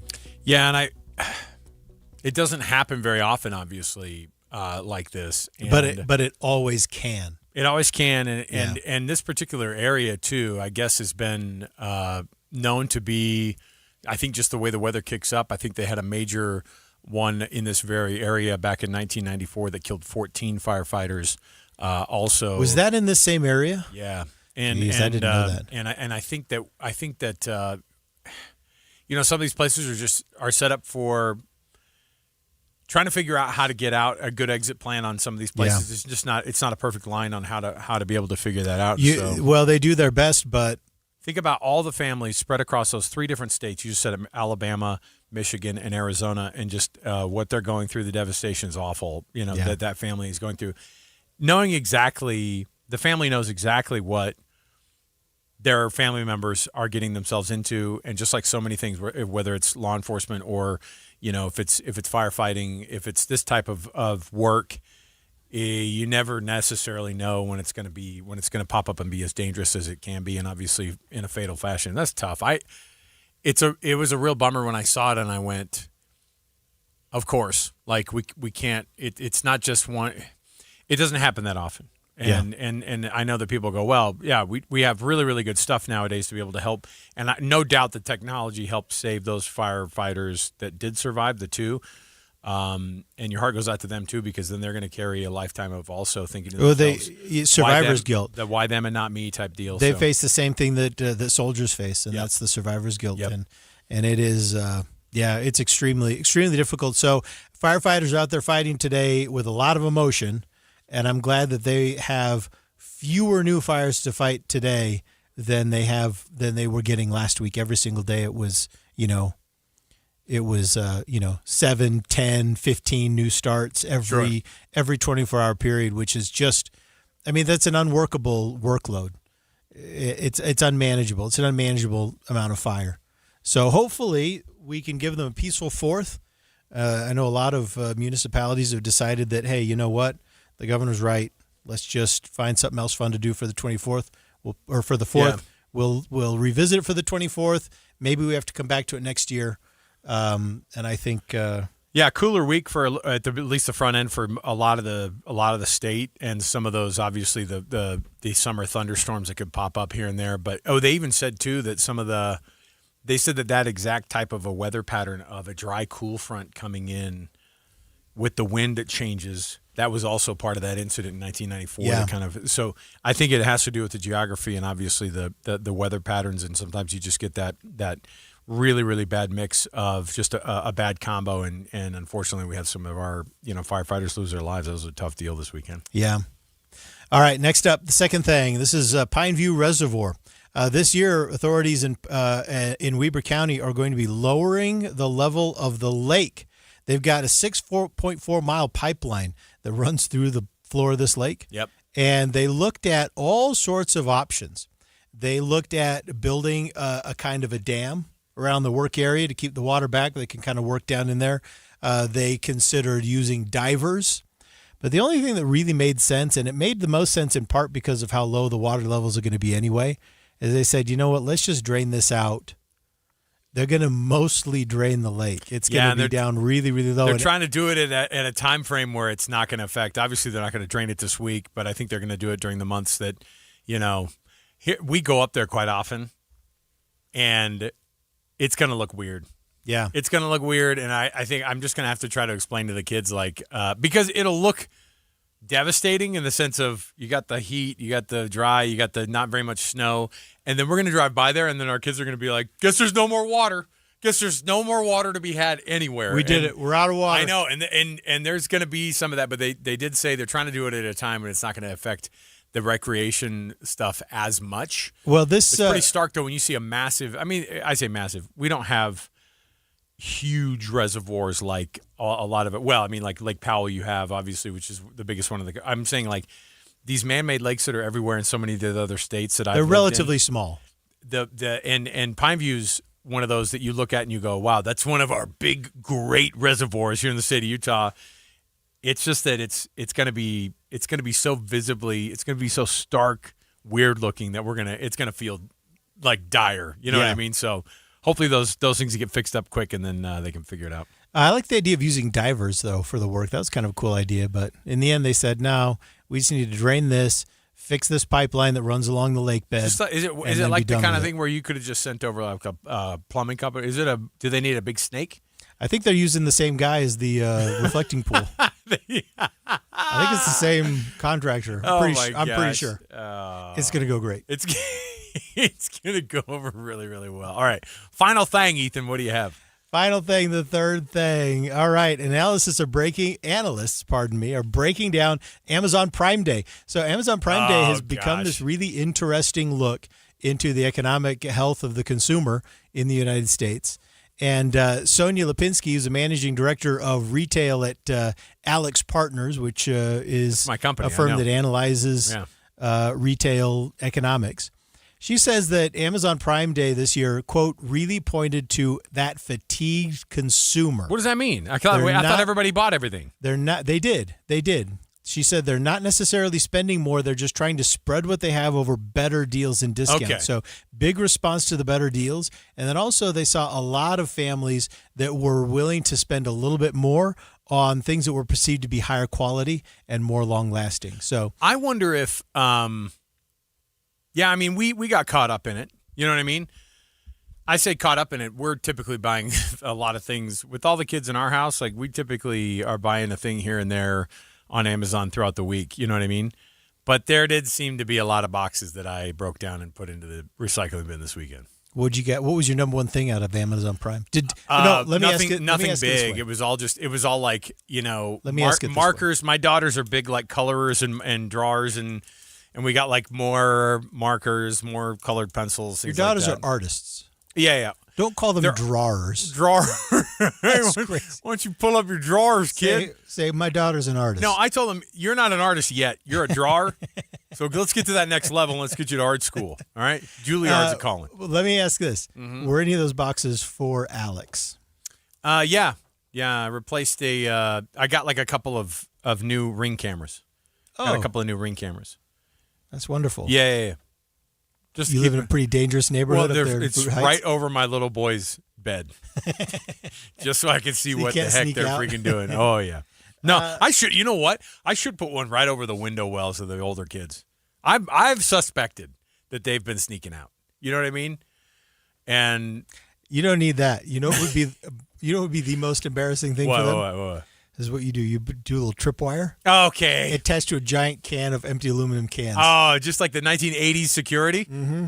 Oh, my goodness. They'll I don't never hate this. forget that. And catching them on video, that is so 2026. And they could always say, that's AI. That's not even me. That's right. Are you sure this isn't from this is not when we had that fire drill? Dad, you're faking this just so you don't have to pay me my allowance this week. Aren't you? You do a whole stack of aluminum cans that echo through the neighborhood. Yeah. Oh, yeah. They're gonna remember aluminum cans. I just think a good old siren, like a real cheap, like just something that makes the European ambulance sound, whatever that sounds like. What about fireworks? Yeah, I think that would go over really well in Fruit Heights. Couple of big bores. Boom, boom. Just ban them all. Yeah. All right, we'll take a break. We'll come back. We have more around the corner. KSL Brightside continues. It's a Monday. Mondays are a lot of fun for us. We've got a couple things going on. I've got so many things that I want to discuss with Ethan, including the fireworks situation, of course, on top of all of it. But stay right here with us. More to go right around the corner. It's KSL Brightside. Hi, I'm Maria Chaleos, and I'd like to tell you about my podcast, the KSL News Daily. Every weekday morning, we'll deliver one story explored in depth, plus the 3 things you need to know before your day begins. But this is new. This is where we human beings are able to trick AI. This is news with context from the journalists you trust. Agencies were less than willing to speak with us about this. Find and follow the KSL News Daily at kslpodcast.com or wherever you listen. Hi, how can I help? Well, my husband and I feel like we've outgrown our current money manager. I see. Our lives have changed, and we need something more than just mutual funds to help us in retirement. She's right. I hear that often. At Fisher Investments, we'd start by getting to know you, your finances, family, health, lifestyle. We tailor a portfolio around your goals and needs. Sounds good. Can you help with estate planning? Yes. We have a team of specialists who can help you with estate planning, Social Security, investment income, and more. We'll get to know your whole financial picture and help keep you on the path to a comfortable retirement. And your fees? We have a simple, transparent fee that's a percentage of the value of your portfolio. So we do better when you do better. I feel better already. At Fisher Investments, we're clearly different. Learn more at fisherinvestments.com/different. Investing in securities involves the risk of loss.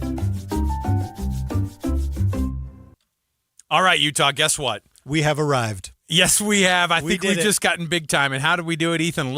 A little piece of New York City is now coming to Utah, specifically into Holiday, a New York original since 1996. You know what Magnolia Bakery does. You've probably stood in line at the Magnolia Bakery in New York if you're one of those Utahns who goes out there and goes, I have to have it. Well, guess what? That's right. It's right here in our backyard now. And no more waiting. You're going to be able to get the Magnolia Bakery classics right here in the state of Utah. That's right. Now, Magnolia Bakery is where Cottonwood Mall used to be, 1895 East Rodeo Walk Drive. It's easier to find. Just head over there to where the old Cottonwood Mall is, and you'll see it right away. It's open every day, including Sunday, and you need to help Alex and me settle a bet. Oh, because we've both latched on to 2 of their most famous things. Number 1 is their banana pudding. It is world famous. And then number 2, the red velvet cupcakes. Well, there's a reason that it sells out, and there's a reason that I am a big banana pudding person. But Ethan was like, it's okay, but the red velvet cupcake is the thing that speaks to him. And that's fine for him, too, because I think that everyone likes to root for a super, super small, not very important as the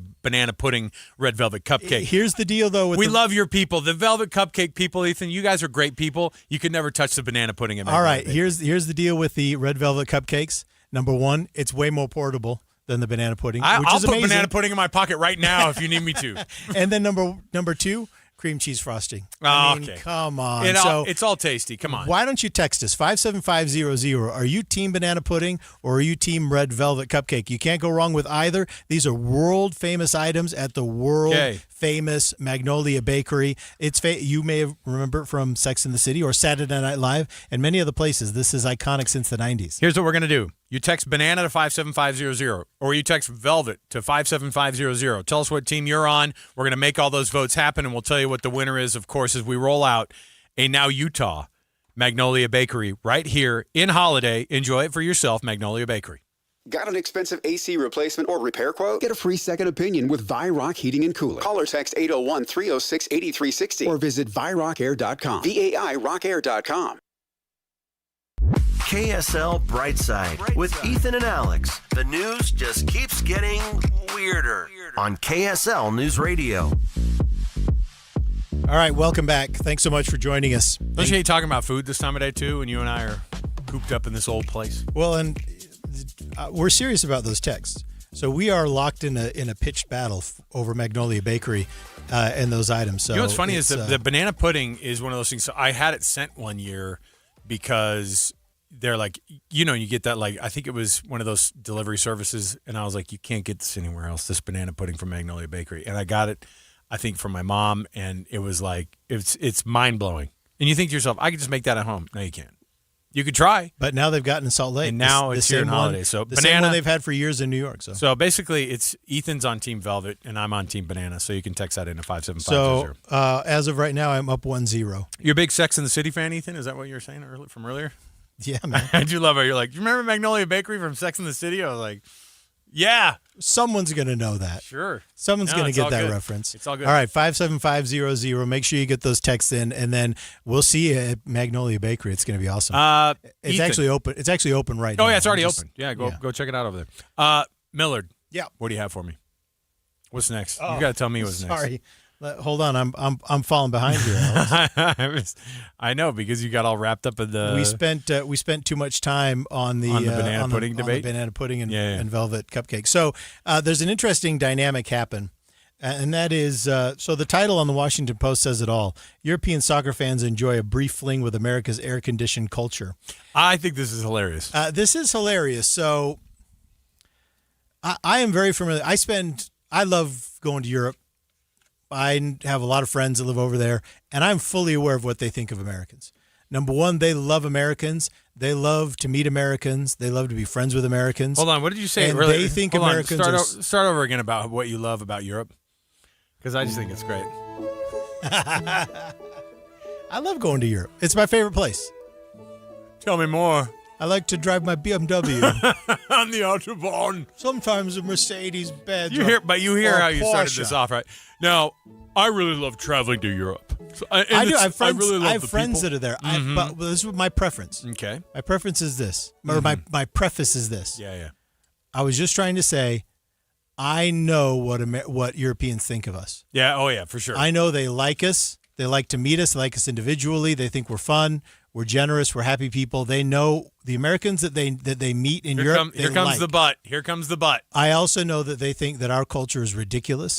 They think our country is stupid, frivolous. They think it's just there is no end to the opinions that Europeans have about America. They can have them. And believe me, I have heard them all.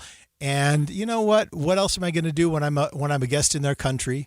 Is You politely defend yourself a little bit, but otherwise you kind of got to nod and just move on to the dessert portion of the dinner because you just, I watched a couple of – now, we've seen people online for all of these, all the different World Cup matches that are going on, people from all these different countries talking about how amazing the food is or how friendly the people are. I've been really excited to see that. I haven't seen much, I hate America because of this, but – there was a guy who said it was unbelievable. And he was talking about the air conditioning inside of everything, right?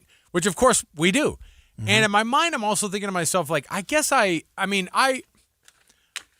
know. I don't remember it being so stark living without air conditioning for 2 years in South America. I don't remember it being – I remember us having hot days. You're used to it. I guess so. But, like, at the same time, like, I don't remember – thinking to myself, like, this is absolute torture or whatever. And I was chubby guy walking through the streets of Argentina. I'm just telling you that the rest of the world and their obsession with air conditioning is not there. And like they don't, and our entire thing, you have no idea the HVAC world that we have here in the United States compared to everywhere else. When you realize you go to these places, you would go to London and think to yourself, oh, air conditioning is going to be as crazy and robust as it is here. And then they'll be like, you'll be at this like really nice hotel and they're all, I cobbled this together for you. And it's like some miniature like thing that might pump a little bit because you complain so much or whatever. Yeah. And heat waves hit hard because they don't have the type of setup that we do. They have excess deaths. They have all kinds of problems. And there are a lot of things that are charming and neat about European cities. There are a lot of things that are shockingly inconvenient. For example, sometimes it's impossible to find a bathroom, and I just want to burn that place to the ground. Now, Alex, this is one thing, though. So I'm so glad that Europeans are coming over, and they're kind of seeing us here, and they're experiencing us here, and they're having a good time. They're saying, okay, there's something to America that we didn't see before. Because we deserve to have that known, right? Because we've been taking too much baloney from Europe for too long, and we deserve to have that known. Secondarily, I'm not impressed with how much we have seemed to need their approval. Oh, have you watched some of like these news networks, things like that, talking about how they're breathless. These Europeans, they loved it. They came over here. Tell and me they more. Loved it. Slow it down. Tell me more. And I think it's cool. I love that they're having a good time. We shouldn't come across as being as needy as we kind of are. I think so too. We're coming across as being a little bit needy of their. And most of the time we haven't cared. We've always been really good at ignoring Europe, I feel like. Or just like other countries that like talk trash on us, we just kind of go, yeah, whatever, we're America, you guys wish you were us. And the thing is that for the most part, I think you could say that, a lot. I mean, not necessarily about the you wish you were us part, but I do think that we can just ignore whatever's going on in other countries and feel okay about it. But like now, because it's focused, it's right in front of us, we do really love the approval that we're getting on. And I love it too. The thing that they love about us is freaking Waffle House. Like, come on. Those are the things they like about us, and we're supposed to be like, darn right. I think what's happening now shows that we didn't shrug their insults off so easily. And I'm thinking of one particular news network who, and I won't talk about who they are, but let's just say that they love to talk about how the snooty Europeans and how they don't get it and how they don't matter and how they're old world. But now that they're here enjoying themselves, they will not stop covering this as a phenomenon. They obviously needed the approval of Europe. And I think that we should just hang back and say, hey, I'm glad you guys are having a cool time. And I think we should just be cool because we're not being cool right now. We're being a little bit weird about their compliments. And we should just be cool. And this is what I've always felt with other countries, Europeans. With Europeans. Yeah. Is number one, I'll concede. Is America better than anywhere else? Well, I mean, not necessarily. But we're also not any worse than anywhere else. And so I'm not interested in hearing. Well, the air conditioning culture that we've built for ourselves is whiplash when you do have to go to a place that doesn't have it. I mean, I came in the studio, Ethan, just now, and what did I tell you to do? I go, hey, turn the air up a little bit. It's freaking freezing in here. And guess what? Like, that's not something you say typically in other countries. However, I will say, too, they all loved it while they were here. They couldn't believe how amazing it was to get out of the heat and to go into some air conditioning. What I think is funny is that there was a guy who's like, I couldn't believe it. As soon as the automatic doors opened at this mall, cold Arctic air blasted us in the face. And then you're letting all that outside, and that's just a ton of energy. But you know what they will not concede. Like, they will not say, hey, we're doing this too, because they were like, yeah, we'll do this, but you guys are frivolous, and we'll never turn over to the air conditioning culture that you guys have. Here's the thing, though, is that they do. You know what you find when you go to a mall in Europe? Air conditioning. I know. There are a lot of places that do it. You know what you find when you walk into a hotel lobby in Europe? Air conditioning. Because they're catering to, guess what? You and me, Ethan. I guess so. Ultimately, they want to be Americans. But I will say, too, though, they get all snooty about how we'd never be so wasteful. This is also a place that basically has zero emissions control. Honestly, like we don't bring certain cars over here from Europe. They have to be a certain spec to be able to come here because Europe goes, we don't care. We don't care the amount of diesel emissions we put in the air. It's fine. By the way, I want to give you an update here on the battle between the Magnolia Bakery banana pudding and the Magnolia Bakery red velvet cupcake. Let me guess, you're doing the update because right now the red velvet cupcake has a brief lead. Is that what's going on? We're up by 4 votes. Okay. Red velvet cupcakes are up by 4 votes. So It's I'm good. ready. Should I? I think people hear the word banana and they don't know what they're dealing with here. I think we stop the count. No way. I think we stop the count here. Banana Red to velvet is up. 575 or velvet to 575. We'll take a quick break after news, traffic, and weather. We've got more around the corner here on KSL Brightside when we continue. A Salt Lake City school district or a Salt Lake City schools new sports complex that has a big old huge turf field, not real inviting to some of the local neighbors who don't like some of the things that it's putting off, including the smell and the heat. Stay right here. It's KSL Brightside. 1:30 at KSL News Radio. I'm Adam Small. To look at our top stories this half hour. You're soon going to start seeing buildings going up at the site of the Old State Prison in Draper. Over the past 18 months, we've installed $165 million worth of infrastructure to support this new development. And today represents, coming out of the ground with 4 or 5 projects. Michael Lambre is the executive director of the Point of the Mountain State Land Authority. He says they have now finished adding water, sewer, and other infrastructure to the area, and it says they're now ready to start building housing, office, retail, and entertainment space for a new 600-acre development that'll be known as the Point.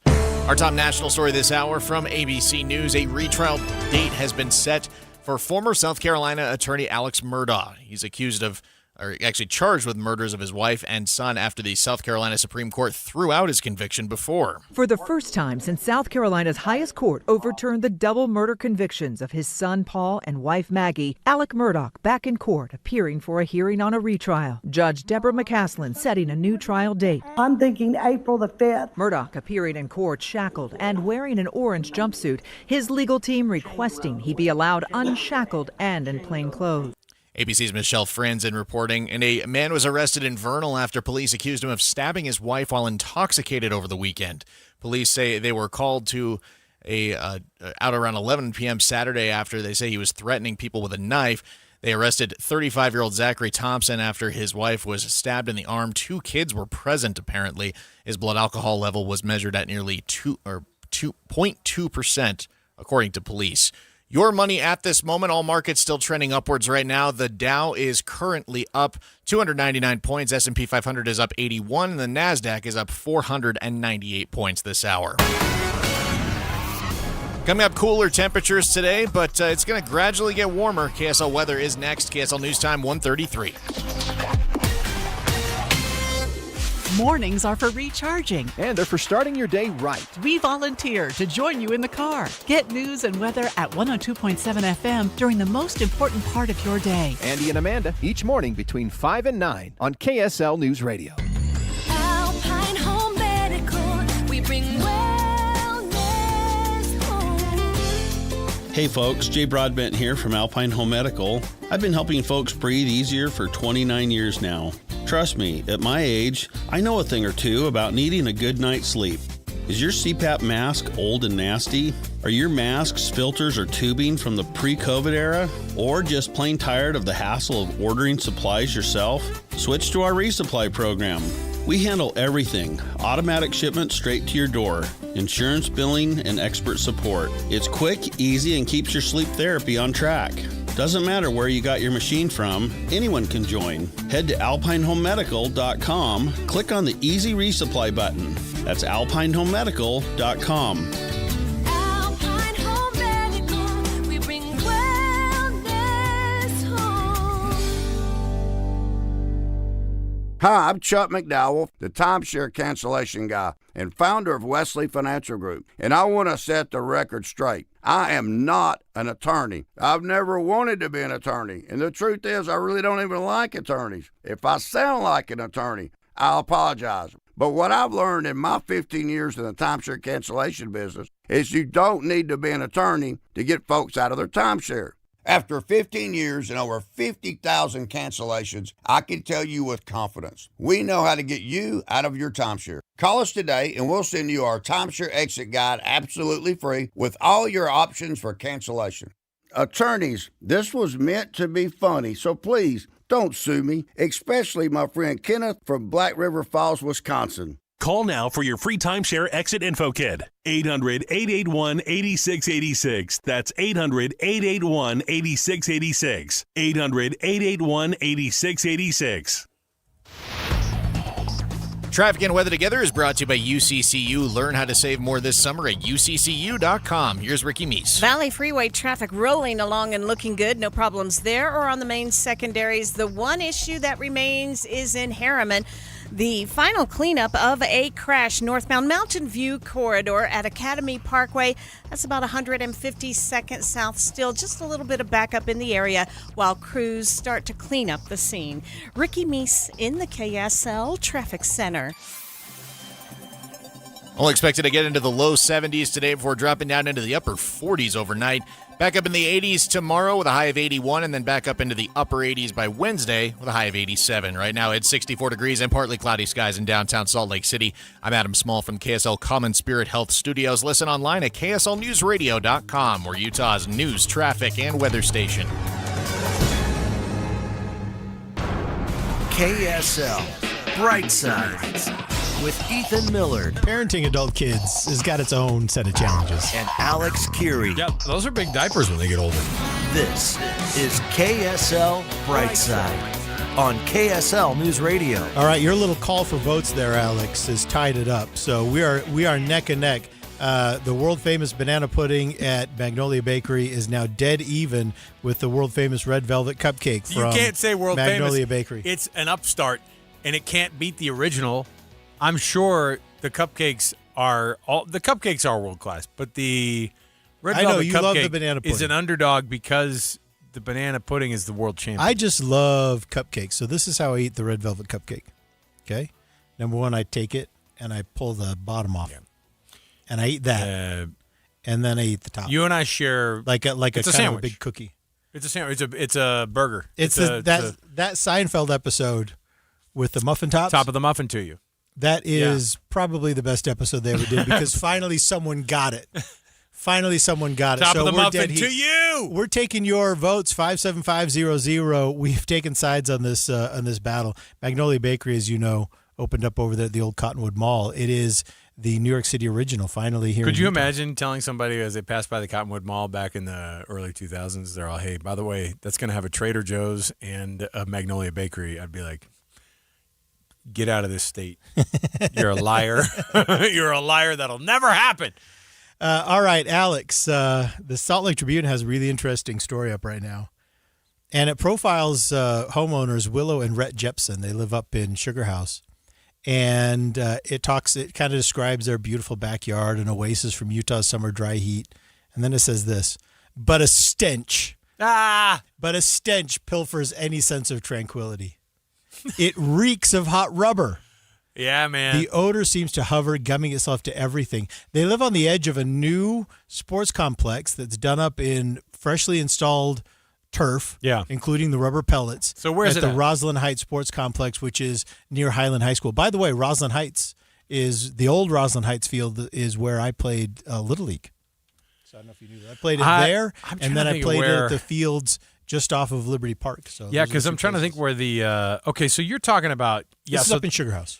Yes, and it's kind of between the country club area and Sugar House Park. It's the right site there. of the old Roslyn Heights Elementary School. Yes, and so it's kind of and you know how I am, Ethan. I'm basically like, tell me where the Dunkin' Donuts used to be, and then I'll go from there. Now this turf was overwhelmingly approved, in the community, but.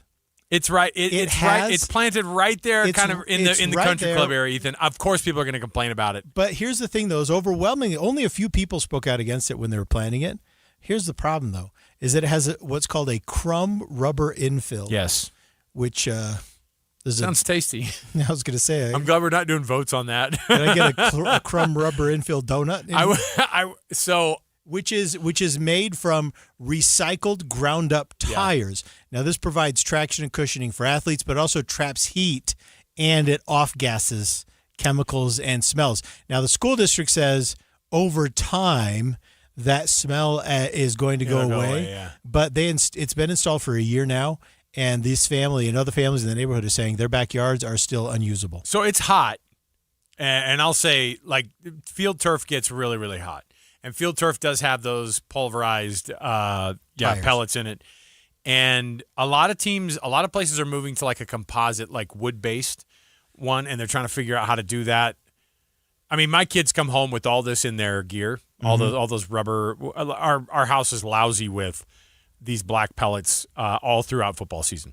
It gets hot, but you know what? Like this whole thing of like it smells funny and it gets hot. I don't like how they act like it brings the sun into the neighborhood, and we've never felt the sun like this before. But here's the thing, though. So I kind of shrugged that off too. I was like, come on, guys. It's a turf field. How hot is it? But they actually have some information here. I'm going to scroll down to it because they have a tree in their backyard. This same family, they have a tree. It's a Canadian chokecherry tree, which has always done really well. But they found a substance oozing from one side of their Canadian chokecherry tree. They called in an arborist, an actual professional arborist, and they noted that the damage to the tree was almost entirely on the side of the tree facing the turf field. He had diagnosed the tree with an incurable fungal infection, and then he said this. This is a quote. In my professional opinion, this is caused by the massive heat wave brought on by the AstroTurf field. It's basically killing that tree. So there seems to be something. I mean, it's one thing for someone to complain, but if they can get an arborist to come in, look at things and say, yes, this tree is being killed by this turf, to me, that's not nothing. I rolled my eyes at first, too. But in my mind, that's not nothing. You know what I mean? Yeah, I guess. It's their neighborhood. It's not mine. So when you tell me, hey, look, it's hot here and it stinks, I know the smell they're talking about. And I know that rubber smell that they're talking about. I wonder how much it's. How does your washing machine handle the rubber pellets? Yeah, I'm assuming at some point we're going to have to call a plumber to get all of the to get in there and pull them all out. Get all the stuff out of there. But so far so good. But I will say that like when they take their football pads off, and it gets like think about like where if little kids have like that football belt that they pull tight, that waistband is chock full of them. Yeah, it's inside all of their gear. You ever ask them to like, hey, shake this out? I do 100%. It's all in their shoes, and so you'll go take it off before you walk in. Yeah, because the whole entryway, to get it, the mudroom is a mudroom because it has a tile floor. Yeah, you can clean it easily. But I don't even want them in there. I'm like, nope, take them off outside, even the garage, and shake them off in the grass. I don't want those. It's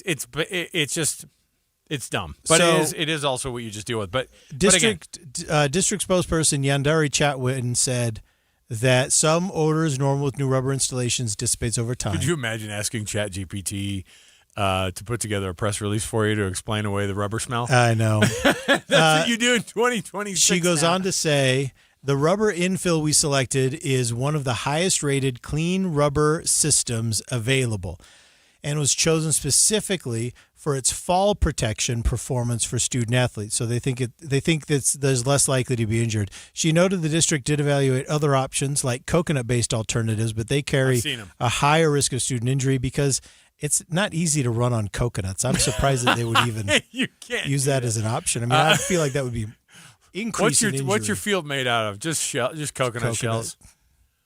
Just on the half shell, though. We don't want the full shell. You learn not to fall.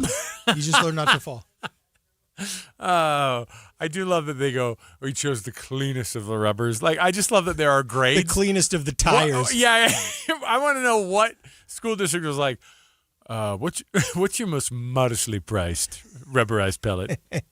And so I want the one that has the most chemicals in it. Yeah, where's the clean rubber coming from? Where are these clean rubber tires? We already know they're recycled tires. So when they say that is the highest rated clean rubber system available, I have the same question you do, and they read that off of the how pamphlet. clean can these old tires be? A guy goes through, he's got a brush, and he's just cleaning every one of those little. Hold on, how far are you through this? We only buy tires from really rainy places. I still have 17 tons of this stuff to scrub before we can send it out to that school district in Salt Lake. Did that Salt Lake school call about their clean rubber? I'm still working on it. Tell them I'll have it. Some, you know those Dawn soap commercials where they're cleaning off the ducks? Oh, yeah. They got these guys now with the rubberized pellets. And the soap. The amount of care. The official rubber washer of of turf providers everywhere. And then everyone's backyard smells like rubber and dish soap. Yeah, but those ducks got saved. I always love that, too, because at the bottom of the screen when they go, when the Exxon Valdez crashed, we were there. And then they show these ducks being washed off with Dawn soap, and then at the bottom it says dramatization. I'm like, so you put oil on that duck for this commercial, you weirdo? Dramatization. It's a fake duck. Fake duck, fake oil. It's not real oil. It's just olive a oil. Sharpie. It's the clean crude oil. We had the cleanest crude oil system. There was a great Simpsons episode about that. Do you remember that? They go to help clean up, and because they're moved by the plight of the animals, covered in oil. Yeah. They go to help clean up, and all the animals were going to celebrities. Only celebrities could clean the.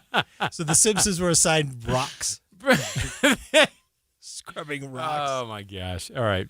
Let's take a break. We'll come back. We have more around the corner. By the way, at 2:05, we're trying to get city firework updates. Some people have their cities who are standing by it and saying, hey, we're going to figure this out. For the vast majority of the state, all the city managers and the city mayors and city councils and fire marshals around are saying, hey, we are not doing this. The ban is going to be upheld here.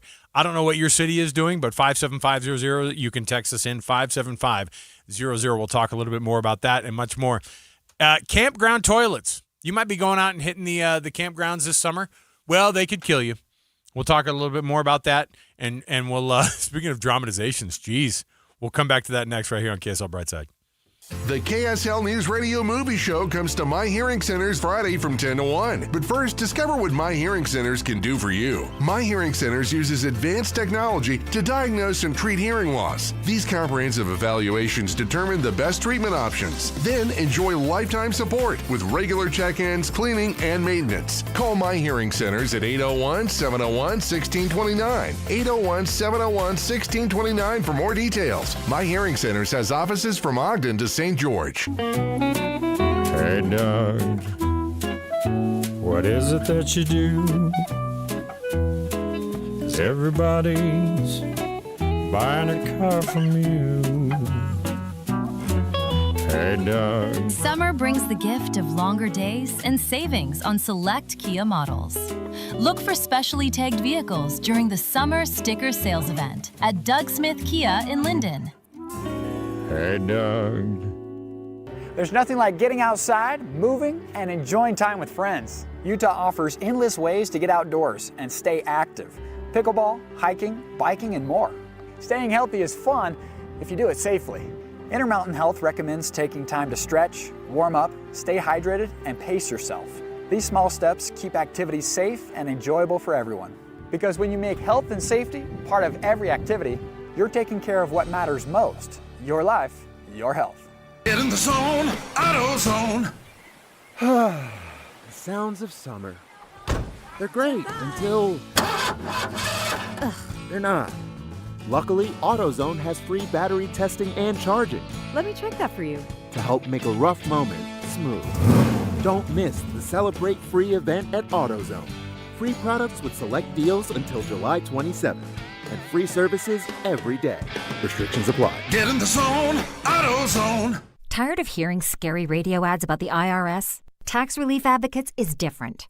TRA is here to tell you that if you owe money to the IRS, whether it's $5,000 or $500,000, we have a solution. TRA can eliminate or reduce what you owe to the IRS with zero risk to you. We have over 1,000 5-star reviews on Google and an A+ with a BBB. End your tax nightmare today by visiting TRA.com. Or call 800-583-6681. That's 800-583-6681. Any Hour Services can make sure your AC keeps you cool this summer. Whether you need a tune-up, repair, or just a second opinion about replacing it, call Any Hour Services or visit anyhourservices.com. At Social Security, we are always thinking of ways to save you time and make things easier. That's why we created My Social Security. A My Social Security account allows you to access your earnings history and benefits information, request a replacement Social Security card, get a proof of income letter, estimate and apply for benefits, and more. Save time. Go online. Open a My Social Security account at ssa.gov/myaccount. Social Security. Securing today and tomorrow. Produced at U.S. taxpayer expense. KSL Brightside with Ethan and Alex. Turn your afternoon around on KSL News Radio. All right, I got a text just before we went to break. We were talking about the new turf field up at the old Roslyn Heights School. It's now an athletic park, and the rubber stench is overwhelming, and there's a fair bit of heat that is leaching off of this field into the neighboring yards. And so we're talking about it, and someone texted in, maybe I came in late, but why can't they just use grass like they always had when I was young instead of this stupid turf? And I thought that is actually a really good question. And so I looked it up. I asked the Google AI to collect for me, the advantages of using turf for athletic fields. And this is what it said, okay? Number one, all-weather playability. So you can play immediately after a downpour without muddy conditions. You don't tear up the grass. You can play in any weather condition. Those drain really, really good. Yeah. You have no weather cancellations due to the field. Right. Okay. It can never rain too much or anything like that. Number three, you have consistent conditions because natural grass can develop divots, uneven spots, bald patches. Turf is uniform corner to corner, right? So you have predictable ball roll, bounce, footing. You have maximum usability. Artificial turf can handle 500 plus event hours. They can schedule back-to-back games, multiple sports, and community events on the same field with no downtime. One group walks off, the next group walks on. They don't have to have downtime for the field, which I guess they do with grass. Yeah, that makes fields. sense. Yeah. No mud, no allergens, and over the long term, it's low maintenance. So there's a high upfront installation cost, but it never has to be fertilized, reseeded, replanted, mowed. They do end all up that replacing it at some point, and so, but yeah, and then other things is that but for the grass, the argument for the grass is now, if you'll notice, just notice what FIFA's doing. There's not one professional soccer match in any important league anywhere in the world that uses turf. We use turf in American football, and it makes, speaking of Europeans rolling their eyes at Americans, they think we're weirdos for it. Because the reality is that the injury rate on turf, even the best turfs now, and they have gotten a lot better. When I played on turf in high school, it was like a cement pad almost with just like a little bit of carpet on it. And it was hard as heck, and knees get blown out. And it still happens at the highest level. Now, do you still tear ACLs on grass? Yes. However, the incidents are much less. So the RSL Stadium, is that turf or is that grass? That's grass. That's grass? Yeah. Well, yeah, So Major League Soccer is grass? I don't know if like across the league they have to be or what, but like I said, take a note from FIFA. They do a lot of things wrong, but they have forced all these stadiums to install the highest quality. So the Europeans only want to play on grass. Is basically what it is. Yep. Now, in terms of football, are there any NFL teams that play on grass? Do you know? On grass, yeah. There's a handful. Green Bay. Oh wait, Las Vegas plays on grass, don't they? Yes, they've got that same field. thing. Yeah, and Arizona does the same thing. Now, what's funny about Allegiant Stadium that you're talking about? The grass is only played on when the Raiders are playing on it. Yeah, they have it's on these rollers. Everything else is turf. Everything else is turf. So they'll go turf for the Big 12 championship game or for the Pac-12 championship game. Turf for this college basketball or college football game. Turf for this, and then it's all Sunday. We're not doing this break your knee stuff. All the colleges can come in and tear their ACLs. We're putting our $10 billion NFL team on the grass. Yeah. So there are a handful of teams like Denver is on all grass, but like the Cowboys famously play on all turf. A lot of these stadiums all turf. SoFi has a grass field on it right now for the season. It'll be on turf for the Chargers and the Rams. So there you go. What about here locally? Do you know for the Utes and the Cougars, they play grass or turf? BYU's on grass. Utah's on turf. Yeah, but they mix throughout the season. They're playing on turf and grass all across, depending on where the team is. Yeah. Mm-hmm. All right. Next up on KSL Brightside, a camper in California is lucky to be alive after he fell into a campground toilet chasing a pair of sunglasses. The man whose name and age have not been released, He's just lucky to be alive. out of pity for him. I was going to say he's lucky to be alive, just not being just from the shame. I think authorities were toilet. just like, let's give this guy a What break. are these sunglasses made of, my guy? So he spent around 15 minutes trapped inside the holding tank on June 20th. He dropped his shades into the latrine when he was using it, and so he tried to reach in and fell several feet into the hole and began yelling for help. So it's basically it's a pit toilet. So it is filled with human waste and then a solution to. Thanks, I got it. What does the solution do anyway? I mean, would it smell even worse? Is that what the? Yeah, it's Febreze. It's Febreze for the toilet. No, I'm sure they'll tell you.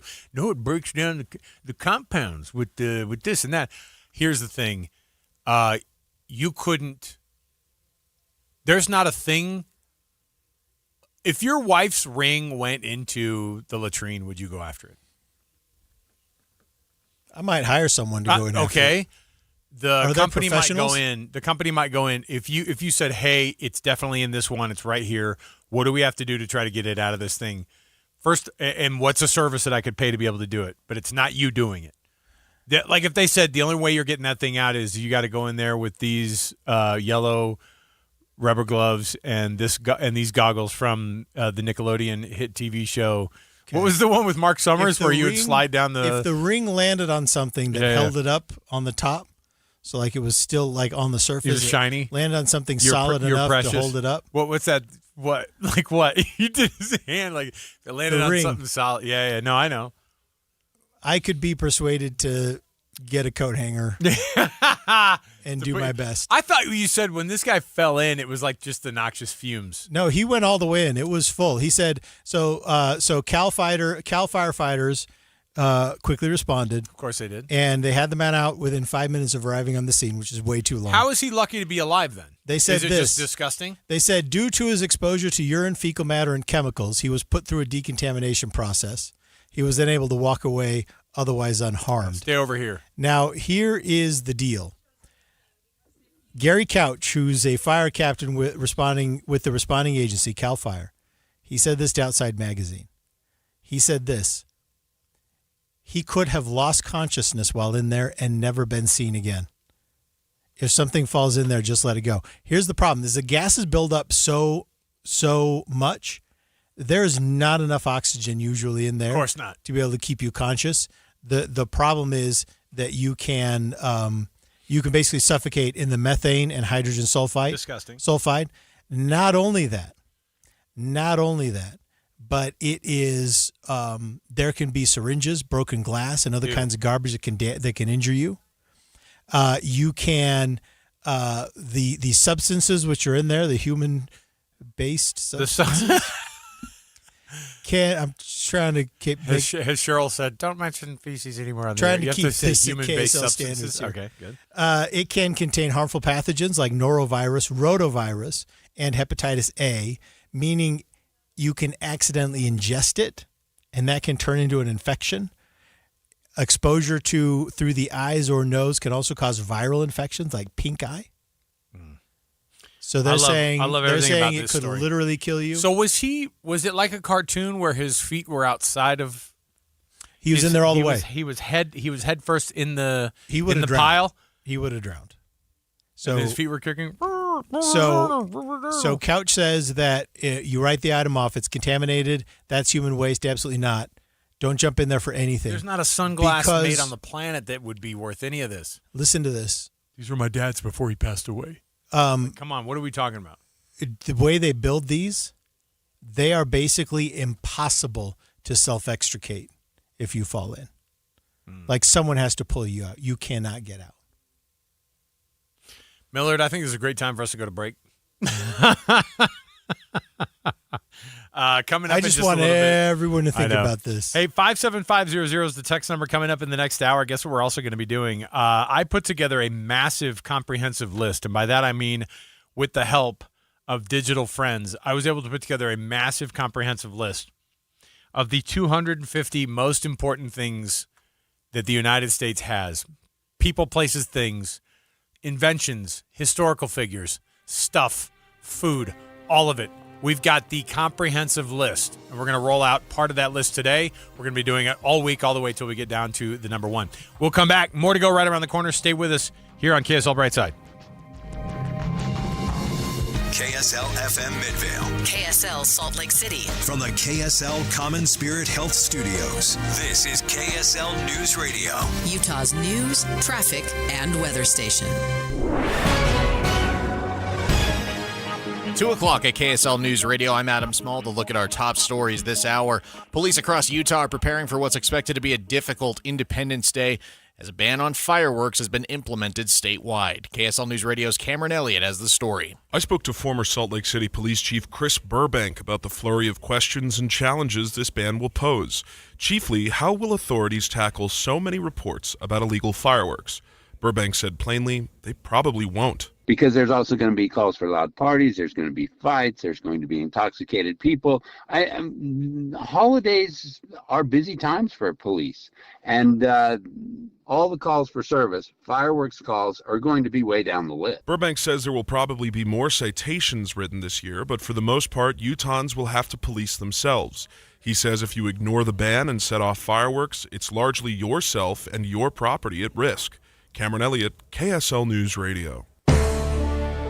And our top national story this hour from ABC News, a judge has ruled Luigi Mangione, the man accused of killing United Healthcare CEO Brian Thompson, will appear in federal court in January. ABC News chief investigative correspondent Aaron Katursky has more. Luigi Mangione seemed pretty relaxed today, actually smiling a bit, seemed to be having a nice rapport with his attorneys. He got stuck in an elevator for a few minutes with the U.S. Marshals, so the hearing was delayed. But beyond that, he learned today that he will definitely stand trial in federal court in January 2027. As you say, the judge said she wanted to start earlier, but the state case made that impossible. Mangione's state trial is set to start in September. And your money at this moment, markets are still trending upwards right now. The Dow is currently up 305 points, up almost 0.6%. The S&P 500 is currently up 86, and the NASDAQ is now up 522 points. That's more than 2%. Coming up, enjoy this cooler weather while you got it. KSL weather is next. KSL News Time, 2:02.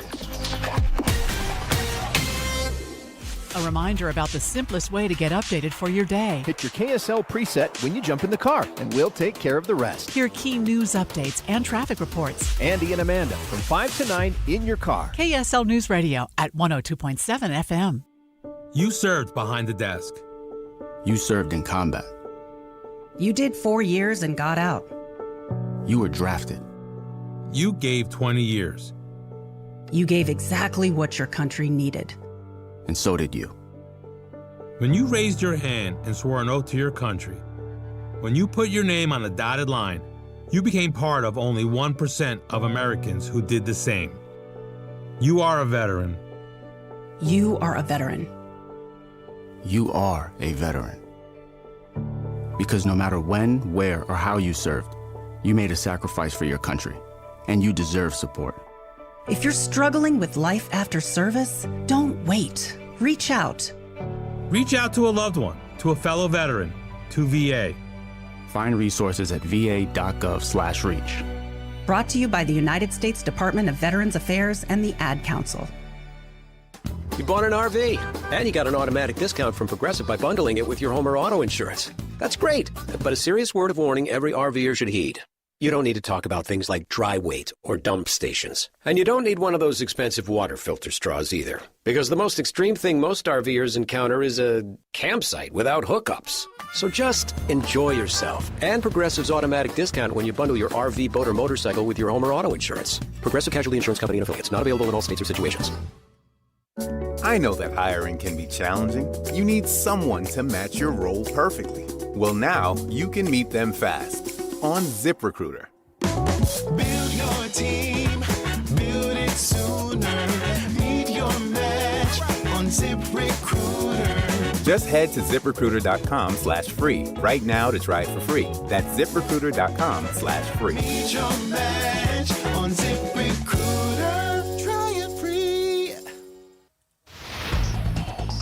Traffic and weather together is brought to you by UCCU. Auto loan rates as low as 4.74% APR. Here's Ricky Meese. A little bit of trouble in traffic for drivers in Davis County. This is northbound I-15.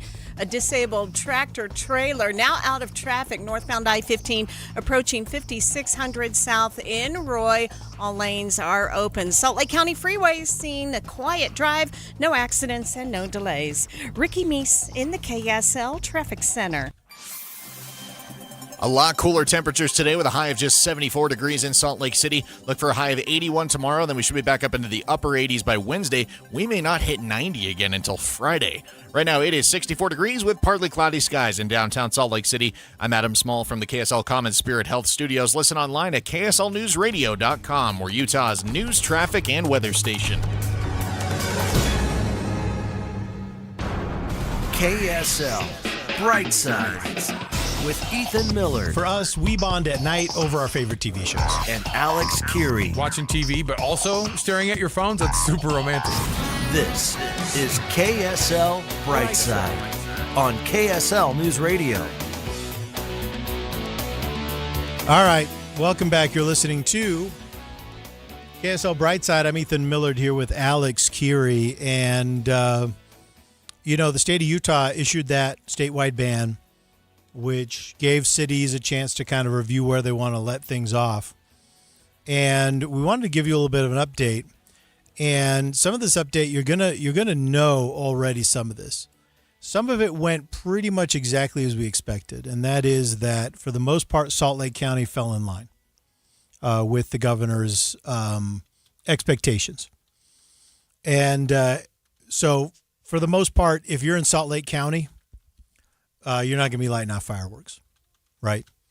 Anywhere in the county.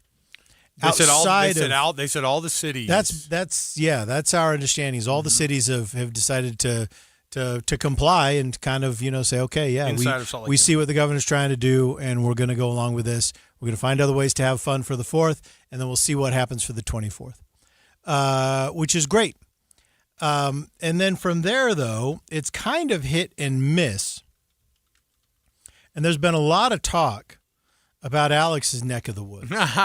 So we had. So I assumed. So I went and I went to a fireworks stand. Yeah. Do we call that? Is it appropriate to call it that? Is there something more? What would you call a fireworks stand? I don't know if they get offended by your scholar. I went to a fireworks stand and we're not a fireworks stand. We're a retail pyrotechnics outlet.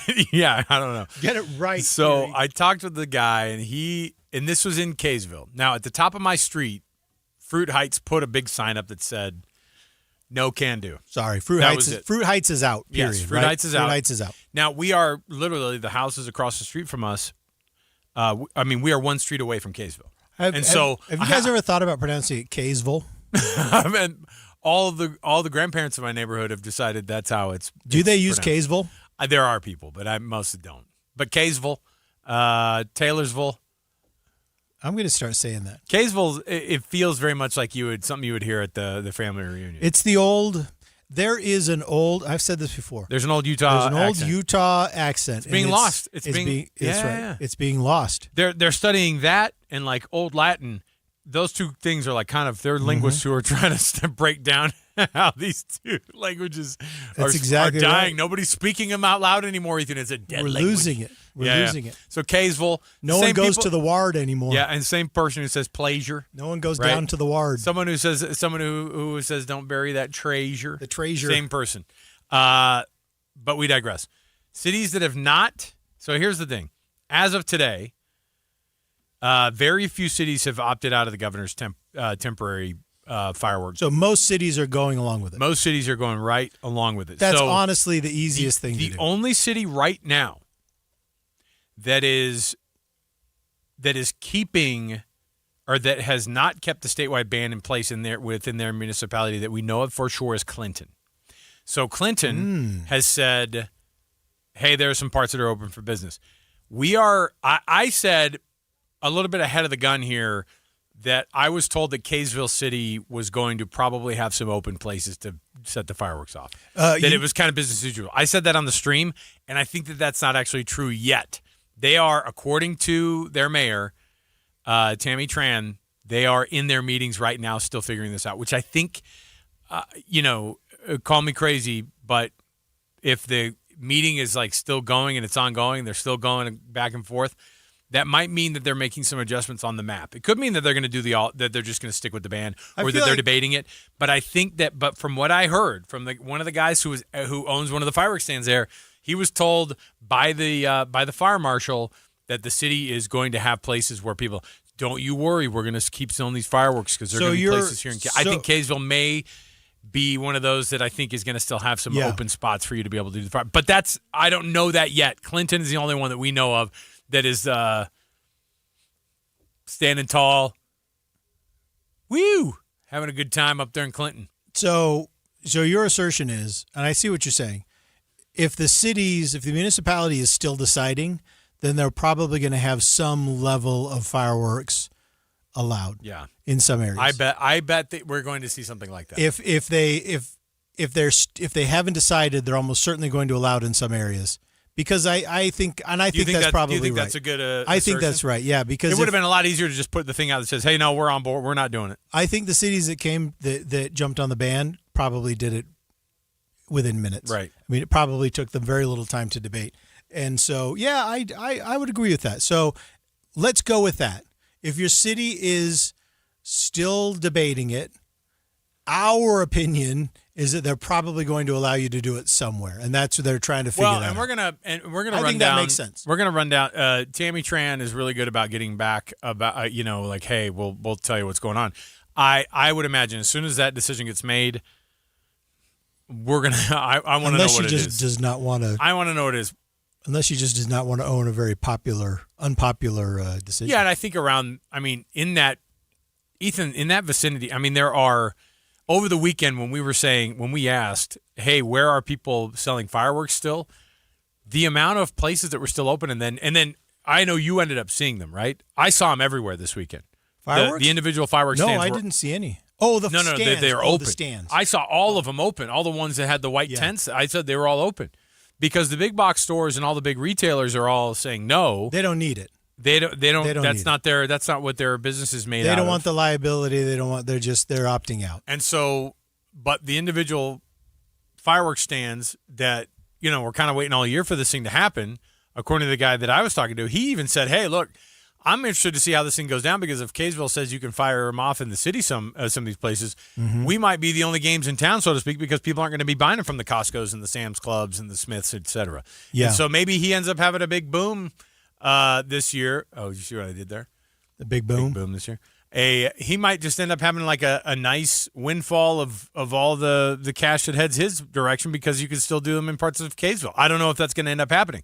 If you've got a fireworks stand in Clinton and you're allowed to set off some of the fireworks, and I think their map got adjusted a little bit, but you know what's interesting? So I'm reading my city shut it all down, and everybody's wondering what that 24th of July is going to look like, because I can't imagine after the 5th, Ethan, that they're going to reevaluate and going, you know what?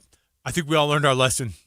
Let's take the maps. Let's go back again and redraw them again, and let's go back to where they were last year. So, I just don't think they're going to do that. So Governor Cox held out the possibility in his press conference that if we have a really good rainy season in July, in the next 10 days, basically ahead of the 24th.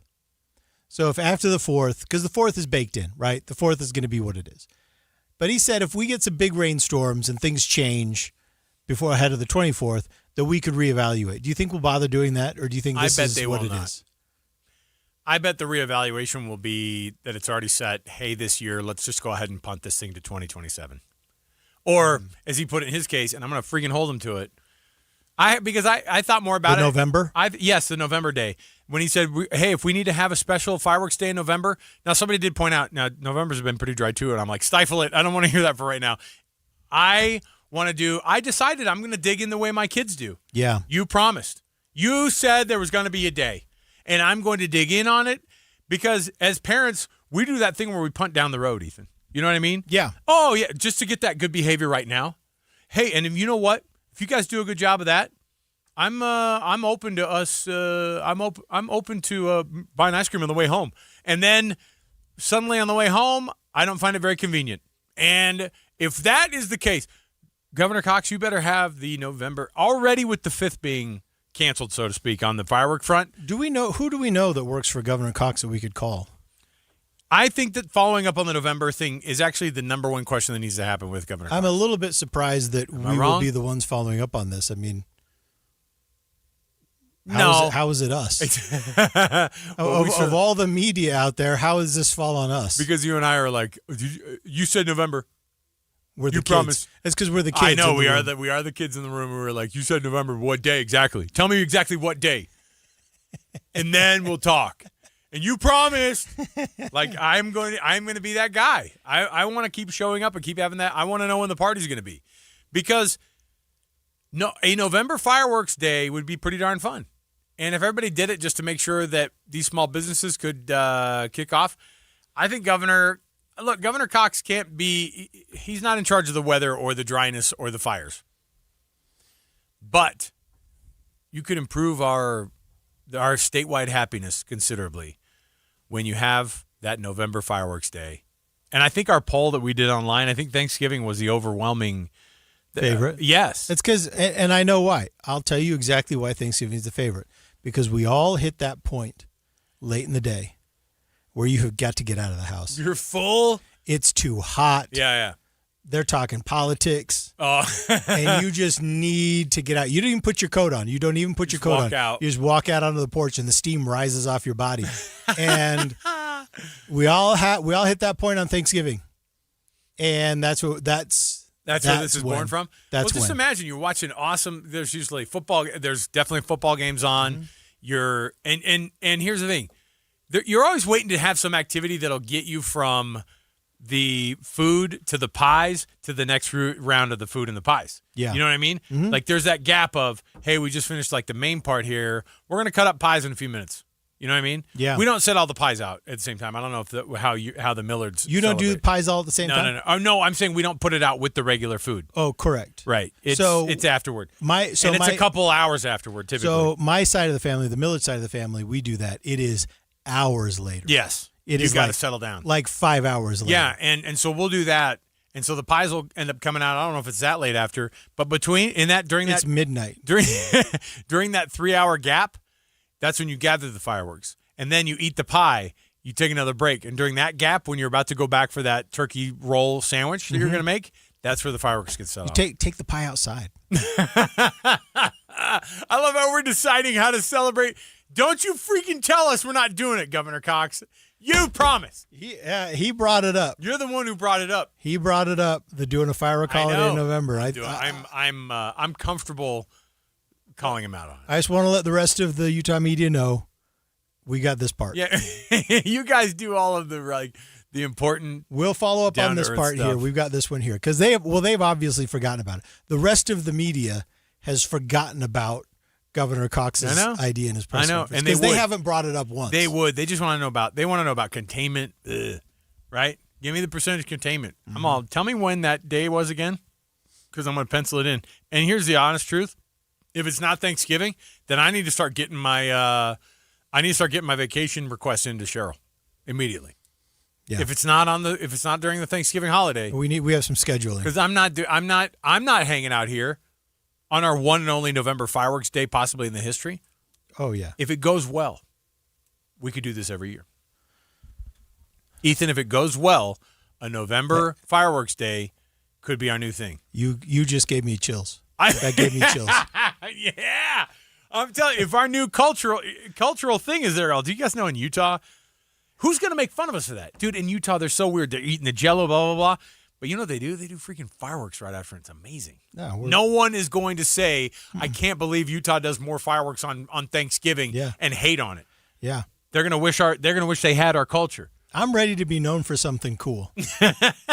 I'm ready for us to be known by more than our strong economy and growing population. I don't need all that. I'm ready to be known for more than just our natural scenic beauty and all that other garbage. Yeah, something about I want something that you'll make fun of us from a distance, but then you wish you were us. Oh, for sure. Much. All right, we'll take a break. When we come back, we have more to go, including Ethan. When we come back, I want to talk about this reading situation happening over in the UK and Yeah, reading levels across the entire world are actually going down quite a bit with elementary school age kids. How can we improve it? Stay right here. It is KSL Brightside.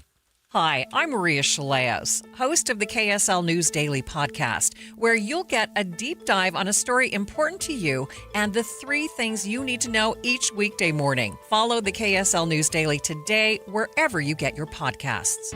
Let's face it, it's time to give your finances a serious glow up. Hi, I'm Susan Spears, a certified public accountant and host of the all-new podcast, Talk to Your CPA. Think of this as your ultimate money guide, packed with actionable tips for every stage of life. Starting a family, college, a business, retirement. We'll cover it all and call on a deep bench of money experts to share their best strategies.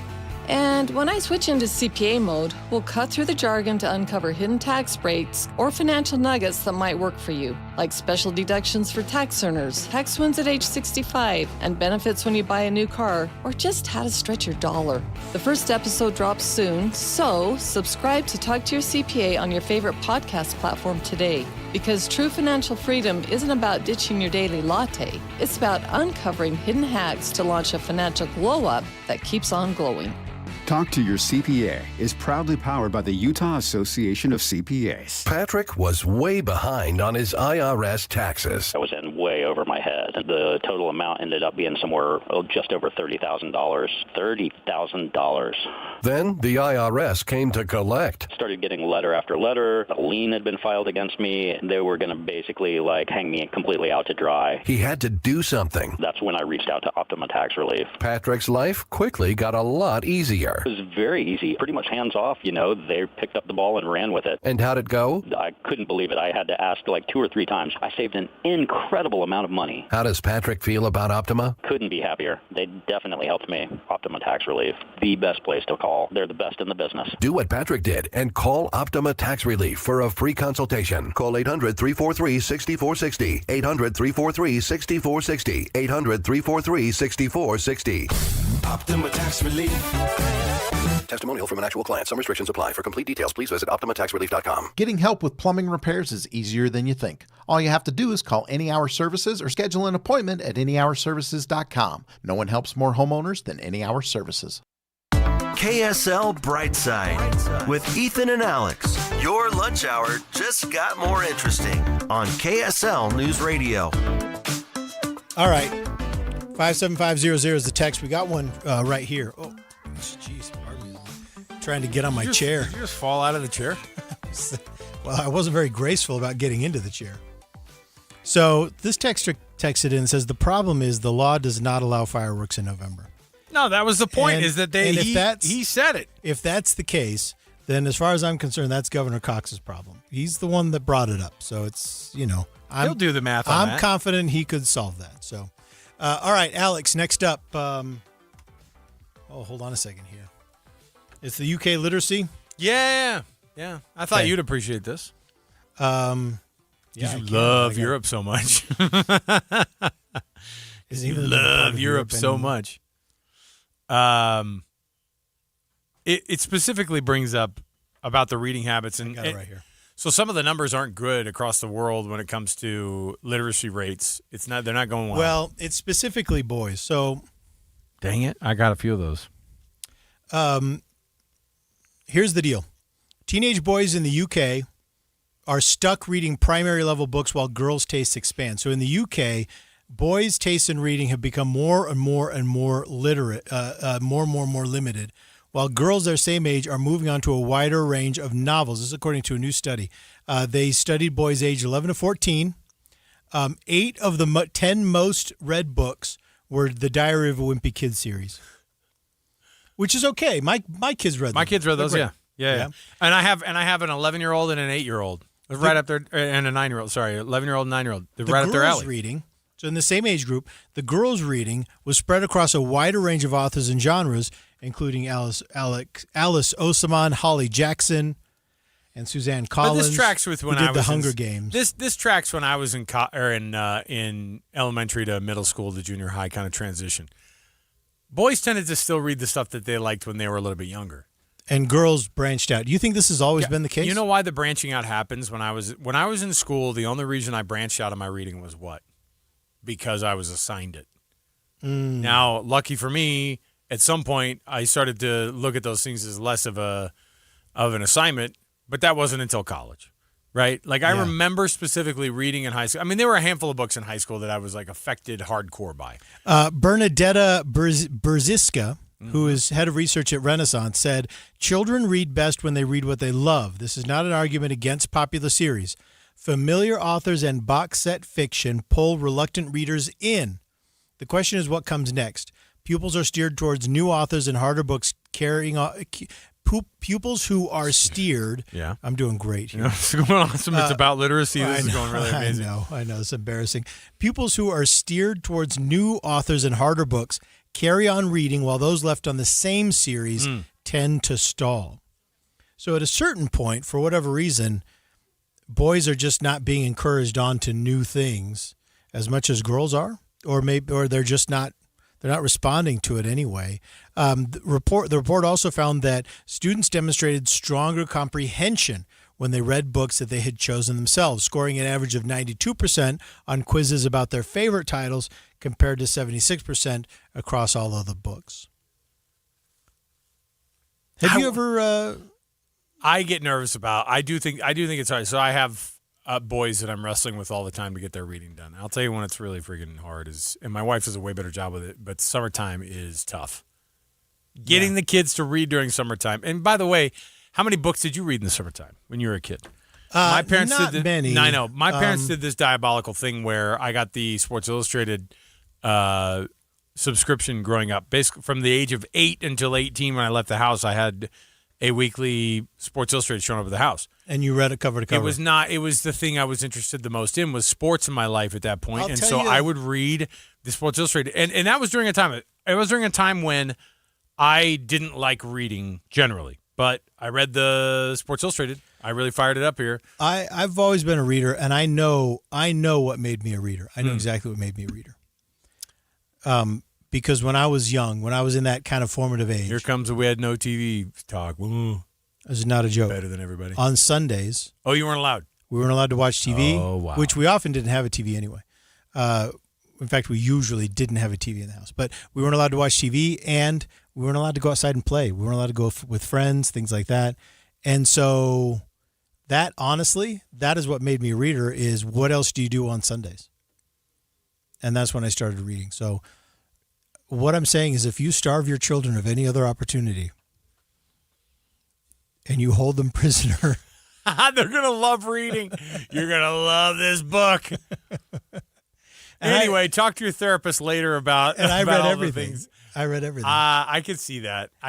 So here's the most read books, ages 79, in years 7 to 9. So in school years 7 to 9, this is in England. Which is there's the top 10. like a traditional 7th to 9th grade here. Yeah. So this is the top 10 books. Diary of a Wimpy Kid, Diary of a Wimpy Kid, The Getaway. This is 7th through 9th? Yes, Harry Potter and the Philosopher's Stone. Hey, yeah, now we're talking. Diary of a Wimpy Kid, Roderick Rules. Diary of a Wimpy Kid, The Last Straw. Diary of a Wimpy Kid, Dog Days. Diary of a Wimpy Kid, No Brainer. Diary of a Wimpy Kid. Those are the top ones in The Ugly Truth. In all of UK? Number 9 is Diary of a Wimpy Kid, The Meltdown, and number 10 is The Hunger Games. Hey, I take back all the things I said. That's an embarrassing list, UK. The most read books for 7th girls. to 9th grade. This is what it was a top 10 of 9 of those. It's years 7 to 9. Okay. So will you look up what that means? Because I'm going to read you the top 10 for girls. This is interesting. Top 10 for girls. Harry Potter and the Philosopher's Stone, which is the Sorcerer's Stone. Yeah, 11 to 14. That's the age. So 11 to 14. Okay. Yeah. So yeah, I mean, comparatively. 7th-ish to 9th grade-ish. Yeah. So number 1 is Harry Potter and the Philosopher's Stone. Number 2 is Hunger Games. 3 is Heartstopper Volume 1. 4, A Good Girl's Guide to Murder.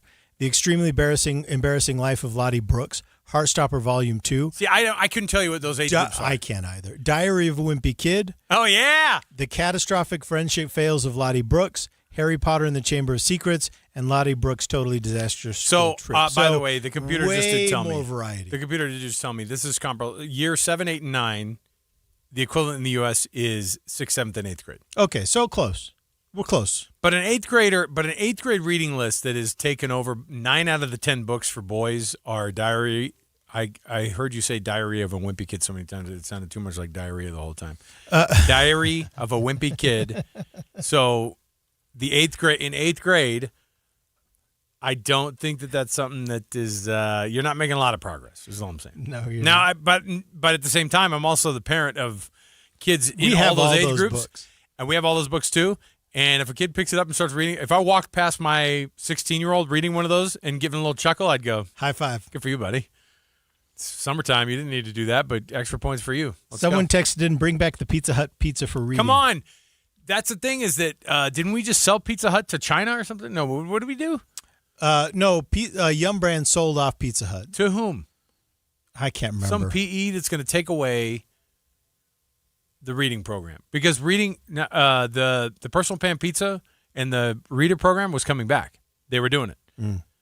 And they're going to take it away because it's going to cost money and nobody likes that. Here's the problem is if they do the encouragement for kids to read, instead of getting $50 million, they'll only get $49,500,000, and that's not acceptable. That is not how we do business. Cutting jarbs. All right. We will come back. When we return, we got more to talk about right here on KSL Brightside, including this next thing I want to talk about is, one, Ethan finally gets to talk about shaming you on the things that you wear on an airplane to get across the country and what flight attendants tell you about what you should not have in your checked bag. Plus, if we're going to go full travel segment here, how about a former FBI agent talking about travel mistakes that you Americans make? Stay right here with us. More to go. It's KSL Brightside. It's 2:31 at KSL News Radio. I'm Reagan Edelman. KSL's top local story this hour. Salt Lake City will be celebrating America's 250th birthday with a drone show instead of fireworks. The city says their America 250 celebration would feature 500 drones to create a display honoring some of the greatest moments and people in the country's history. The event will also feature live music and food trucks held on Friday from 8 to 10:30 p.m. We now know the names of the 3 firefighters who died while working to contain a fire on the Utah-Colorado border. KSL News Radio's Brianna Willis reports. Emily Barker from Michigan, Nick Hutcherson from Arizona, and Sydney Watson from Alabama were all assigned to be some of the first on the attack against the fire, according to a statement from the Interior Department. Forest Service Deputy Chief Sarah Fisher says they are mourning with the families and says they will honor their memory with compassion and selfless service. Support will be given to families, coworkers, and others who have been affected by their deaths. Our top national story this hour from ABC News. The U.S. Supreme Court today ruled 5-4 to uphold a Mississippi law that gives people a grace period to have their mail-in votes count. More from ABC's Devin Dwyer. A number of voting advocates I had talked to were particularly concerned that if the ruling went the other way, it could disenfranchise voters in rural areas, disabled voters, those sorts of things. But this now means that those policies will stay in place unless Congress takes some action in the near future to change them and put some limits on what states can do. The ruling also paves the way for similar laws to be upheld in dozens of other states. Your money at this moment, the Dow was up 306 points, the S&P up 86 points, and the NASDAQ up 522 points.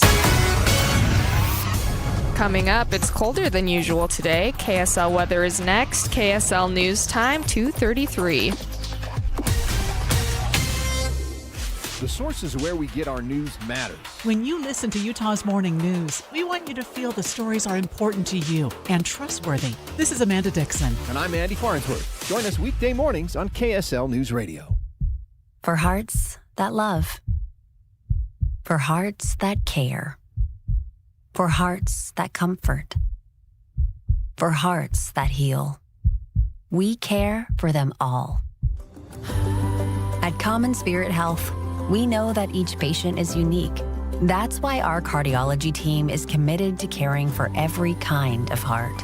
Find heart care near you at mountain.commonspirit.org. The Salt Lake Chamber is Utah's voice for business. Okay, that sounds great, but what does it really mean? Well, as Utah's largest and longest standing business association, they support and champion community prosperity throughout the state. And if you're in business, well, that's a very good thing for you. Be sure to listen to the Chamber's Speaking on Business, weekdays at 7:20, 11:55, and 5:20 p.m. on KSL News Radio. Is your financial advisor managing your risk or just a spreadsheet? Hi, I'm Jeff Jr., founder of Trajan Wealth. Many financial advisors rely on target date funds, which are one-size-fits-all portfolios that don't know your name, your family, or your goals. And that passive management can leave you dangerously exposed. At Trajan, we look at the whole picture, not just the stocks everyone else buys, but the private market opportunities most advisors ignore. And as fiduciaries, we build a strategy around you, coordinating your investments, tax strategy, and estate into one cohesive plan. Your financial life deserves more than just a generic portfolio. Real planning isn't a stack of statements. It's the confidence of knowing where your income will come from for the next 30 years. Good enough isn't good enough for your family. It's time for a change. Schedule your complimentary consultation today. Call 855-TRAJAN-1. That's 855-TRAJAN-1. Advisory services through Trajan Wealth, LLC, an SEC registered investment advisor. Private equity investments require accreditation. Other services through Trajan Estate and Trajan Tax. Additional disclosures at TrajanWealth.com. Traffic and weather together, brought to you by UCCU. Learn how to save more this summer at uccu.com. Here's Ricky Meese. A small accident in Salt Lake County. This is going to be on the northbound side of I-15 prior to 123rd South. It is out of traffic on the right, and so far no delay. Also a disabled vehicle, really not going to be causing too much of a problem. It's being pushed out of the way northbound Redwood Road prior to 140th South. Overall, quiet on the Valley freeways at this time with no other problems reported. Ricky Meese in the KSL Traffic Center. KSL weather, colder temperatures this afternoon, a high of 74 and a low of 48, but will slowly warm up through the rest of the week and be back to the high 90s in time for the 4th of July, to highs in the 90s in time for the 4th of July. Right now, it's 66 degrees and partly cloudy in Salt Lake City. I'm Reagan Edelman, KSL News Radio from the KSL Common Spirit Health Studios. Listen online at KSL News Radio. We're Utah's news, traffic, and weather station. KSL Brightside with Ethan Miller. Is this what they mean by getting the band back together again? And Alex Keary. Yeah, except this one is a reunion tour nobody asked for. This is KSL Brightside on KSL News Radio. All right, welcome back. You're listening to KSL Brightside. Thanks so much for tuning in, everybody. We sure do appreciate it. We only have a few segments left, and you know one of our favorite subjects is traveling. We do love to travel. I love airplanes. I love airports. If I could go back and do this all again. Wait. Do what? This whole spinning around whole on life. On this earth? Mm-hmm. I would strongly consider pilot. I sometimes look at that and I think, I really, really messed this up. Instead of... So you'd go back and you'd look at being a pilot. Yeah. Yeah. 100%. So that's your romantic job pick. Yeah. So let me get this straight. The part where you talk on the radio for a living, that wasn't cool. I mean, it's enough. cool. It's cool and all. Jeez. But it's not flying through the air. It isn't flying. But I will say. It's fun. It's good. It's good. No, it's so, good. by the way. It's not, It's not like the best. But Millard, I've got you know what that means. If we're talking about it and we're talking about traveling, then guess what we have? We've got ourselves a vacation club. Let's do it. Sure, you could get a free night stay, but you have to stay for the whole presentation. Ethan and Alex want you to join the KSL Brightside Vacation Club. Okay, I've got a list here of things that you should not wear when you're traveling on an airline. And I tidied this list up a little bit. Because the original list was, don't wear these things at the airport. Wear this instead. It was a bunch of Amazon links. And, which I get what they're going for, right? You know what I think this is? I cleaned the list up. This is Caitlin trying to suggest new fashion for you and I. You know what, Caitlin? Gosh, you know what? Don't wear that. Go ahead and buy this. Caitlin noticed that I wear the same clothes every day. Not the same, shirt, but in fact, anyone who's watched us on the stream will see that, that I wear the same clothes every single day. But guys are like that, aren't we? I mean, I'm not saying I wear basically the same type of stuff every day too. You wear the same type of stuff. I literally wear the same thing. Oh, okay. I wear either blue or tan slacks. Capsule. And I wear some kind of button. I wear some kind of button collar dress shirt. And that's it. But see, most guys are like that. Slacks and a dress shirt to an office is not crazy. So here's now a the list fact of, that you own 2 dress shirts, that's a little bit weird. Yeah. 2.5 dress shirts. I proudly own just enough clothes that I could go work with that week without doing laundry. I love this. Okay, so tell me the things that I'm not supposed to wear on the airplane then. Okay, number 1, don't wear open-toed shoes, high heels, or sandals. Why? Well, now I here's get the high deal. heels, but open-toed, that means like a sandal. Getting through security used to be a real problem. Now I know you don't have to take shoes off, but it used to be a real hassle. Here's the problem. Slows you down during an emergency. Oh. You do not want to be in an emergency situation at the airport or on the airplane where you have to evacuate somewhere, respond to something, and you cannot keep your shoes on your feet. You got to have shoes that are going to stay on your feet. Okay. Number 1. So is this just all in the name of safety then? Not all of it. Okay. This next one though I disagreed with. This was from Travel and Leisure magazine, by the way. Restrictive clothing. Stiff denim and extremely tight leggings can impede blood circulation and become uncomfortable as your body swells at high altitudes. Well, you made it right. Your body swells at high altitudes. All right. It was as everyone had swelled. Well, it's like now, Alex. Here's so the far, thing. but you said constricting. It also goes back to the safety thing too with the jeans. If they're too stiff, you're not gonna be able to get out with your high heels and your stiff jeans. I don't know how much I buy this because you know what I've started wearing, and it actually makes a really big deal for me. Stiff pants. Not stiff pants. Compression socks. Oh, I do wear. I wear compression socks when I fly, which is too. the most restrictive clothing you could possibly have. Well, it's constricting. It's not restrictive. It is constricting. Yeah. It doesn't make. You're it right. to where It's you're not like, restricting. I still have my full mobility, so if I have to respond to a that's disaster, what I'm saying. If an air marshal needs me to step in and help him, they're like, oh, take down a suspect. They're not going to say, hey, can you get up and help this guy? And you go, I can't move my legs. Because of the. I've got nurse socks on. I got my diabetic socks on. Let's go. Rompers and jumpsuits. Why? Well, how on earth this are they one being makes so judgy about this? No. This one is practical too.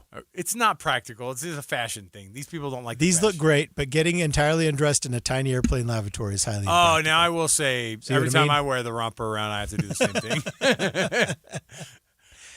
Bulky outerwear, large, heavy puffer coats are difficult to maneuver during an emergency evacuation. Okay. So, Got it. Offensive clothing. Don't wear offensive clothing because they'll kick you off the flight. Do they do that? They do. They will do that, dude. Well, just do what they did in junior high. Make them turn it inside out.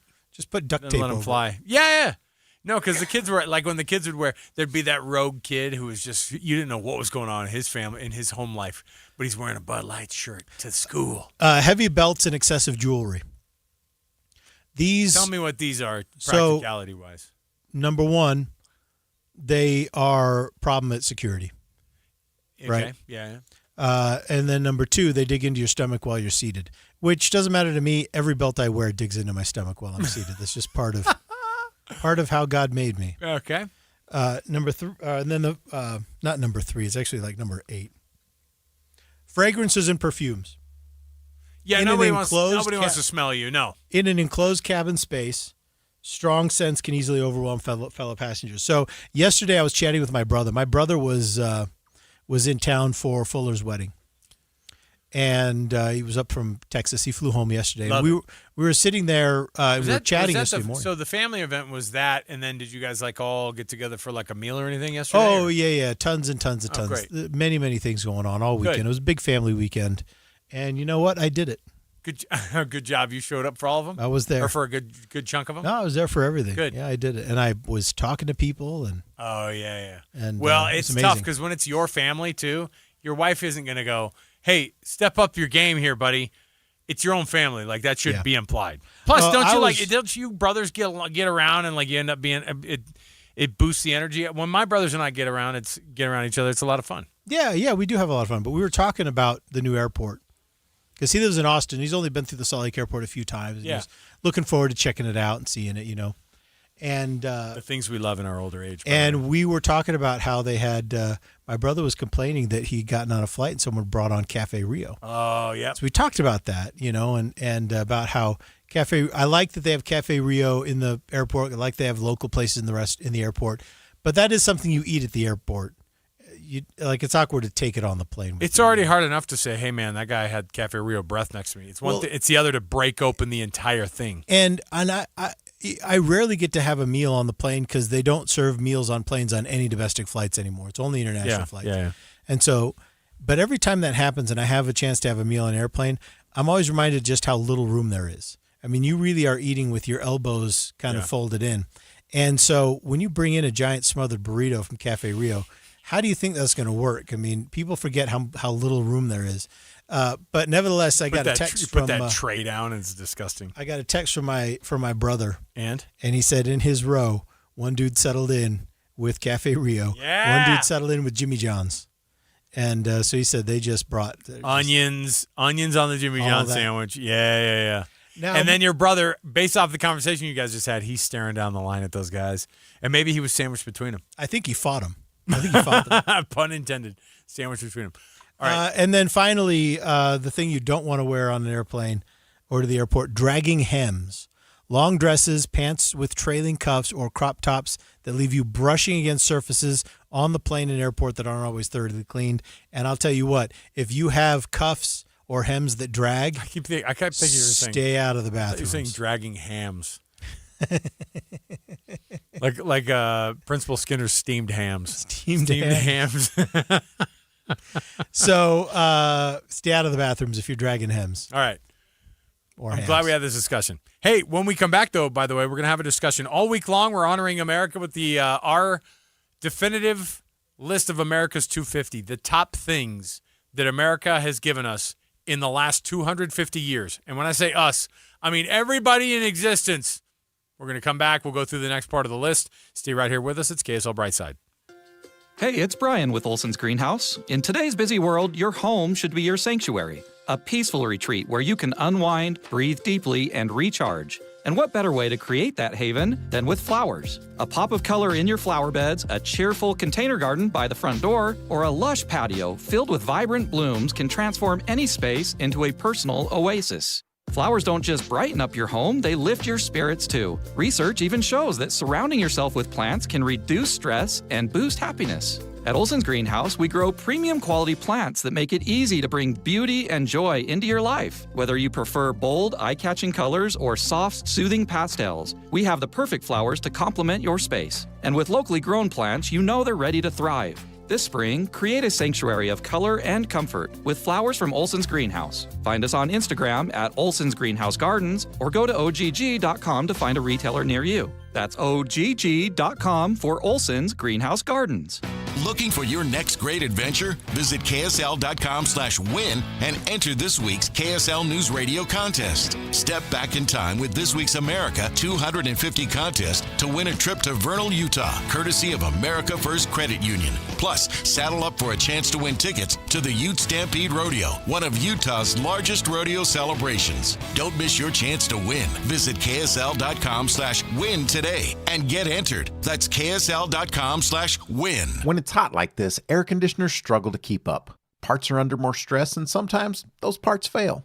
What's up, everybody? I'm Mike Wilson with Any Hour Services, and no one helps more homeowners maintain and repair their air conditioners than Any Hour Services. As a matter of fact, last year, over 32,000 homeowners called Any Hour Services for help maintaining and repairing their systems. Any Hour Services has over 100 HVAC technicians to help with everything from maintenance, repair, to installing a new system. This summer, there'll be a lot of people told they need to replace their air conditioner, and they'll wonder, do I really need to? If you're told you need to replace your air conditioner and you still have questions, Any Hour Services can give you a second opinion and let you know what options are available. Maybe it just needs a little maintenance or a small repair. Maybe it does need to be replaced, but if you don't feel good about being told you need to replace your air conditioner, don't ignore those feelings. Call Any Hour Services for help with air conditioner maintenance, repair, or to schedule a free second opinion. Google Any Hour Services or schedule online at anyhourservices.com. No one helps more homeowners than Any Hour Services. Meet Lee Platts, a renter whose possessions fill not only her apartment, but also the darkest corners of a mini storage unit. A land of both truth and fiction. Truth, everything inside is protected by Progressive. Fiction, one day Lee will fit into her clothes from senior year of high school. Renters, discover coverage for what you love and what you can't get rid of in Progressive's Protection Zone. Get a quote at Progressive.com. Progressive Casualty Insurance Company, affiliates, and third-party insurers. I know that hiring can be challenging. You need someone to match your role perfectly. Well, now you can meet them fast on ZipRecruiter.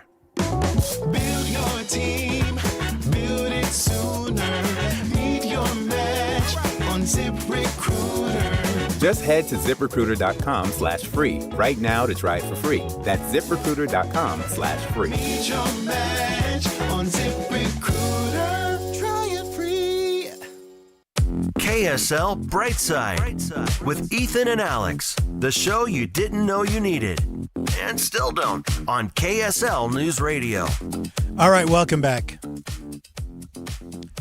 You're listening to KSL Brightside. I'm Ethan Millett here with Alex Keary. And, someone texted in that we had mentioned that Governor Cox had said that we could look at a fireworks holiday in November to make up for it. And someone texted in, problem is the law does not allow fireworks in November. And then they had a follow-up text that said, so the governor's going to call the legislature into a special session to pass a bill to allow fireworks to be lit off in November. Look, all we're saying is that's the governor's problem. He's the one who brought it up. That's all we're saying. He brought up the idea of the November fireworks holiday.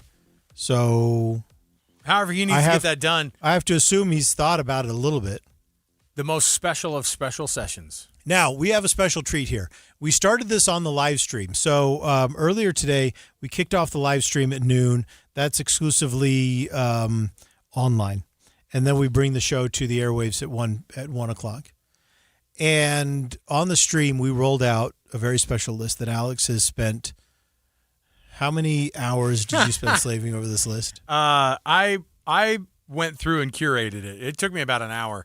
Now, the bulk of it was obviously trying to compile something like that's pretty tough. So I did get some help from Copilot. Copilot. So but it took a while because I didn't want to have just one thing here, just one thing there. I wanted to have it be all the things that we could have done really, really well in the United States, all of it across the entire history, food, people, inventions, places in this country, all of it. It's a top 250 I like how you put it. I like how you put it.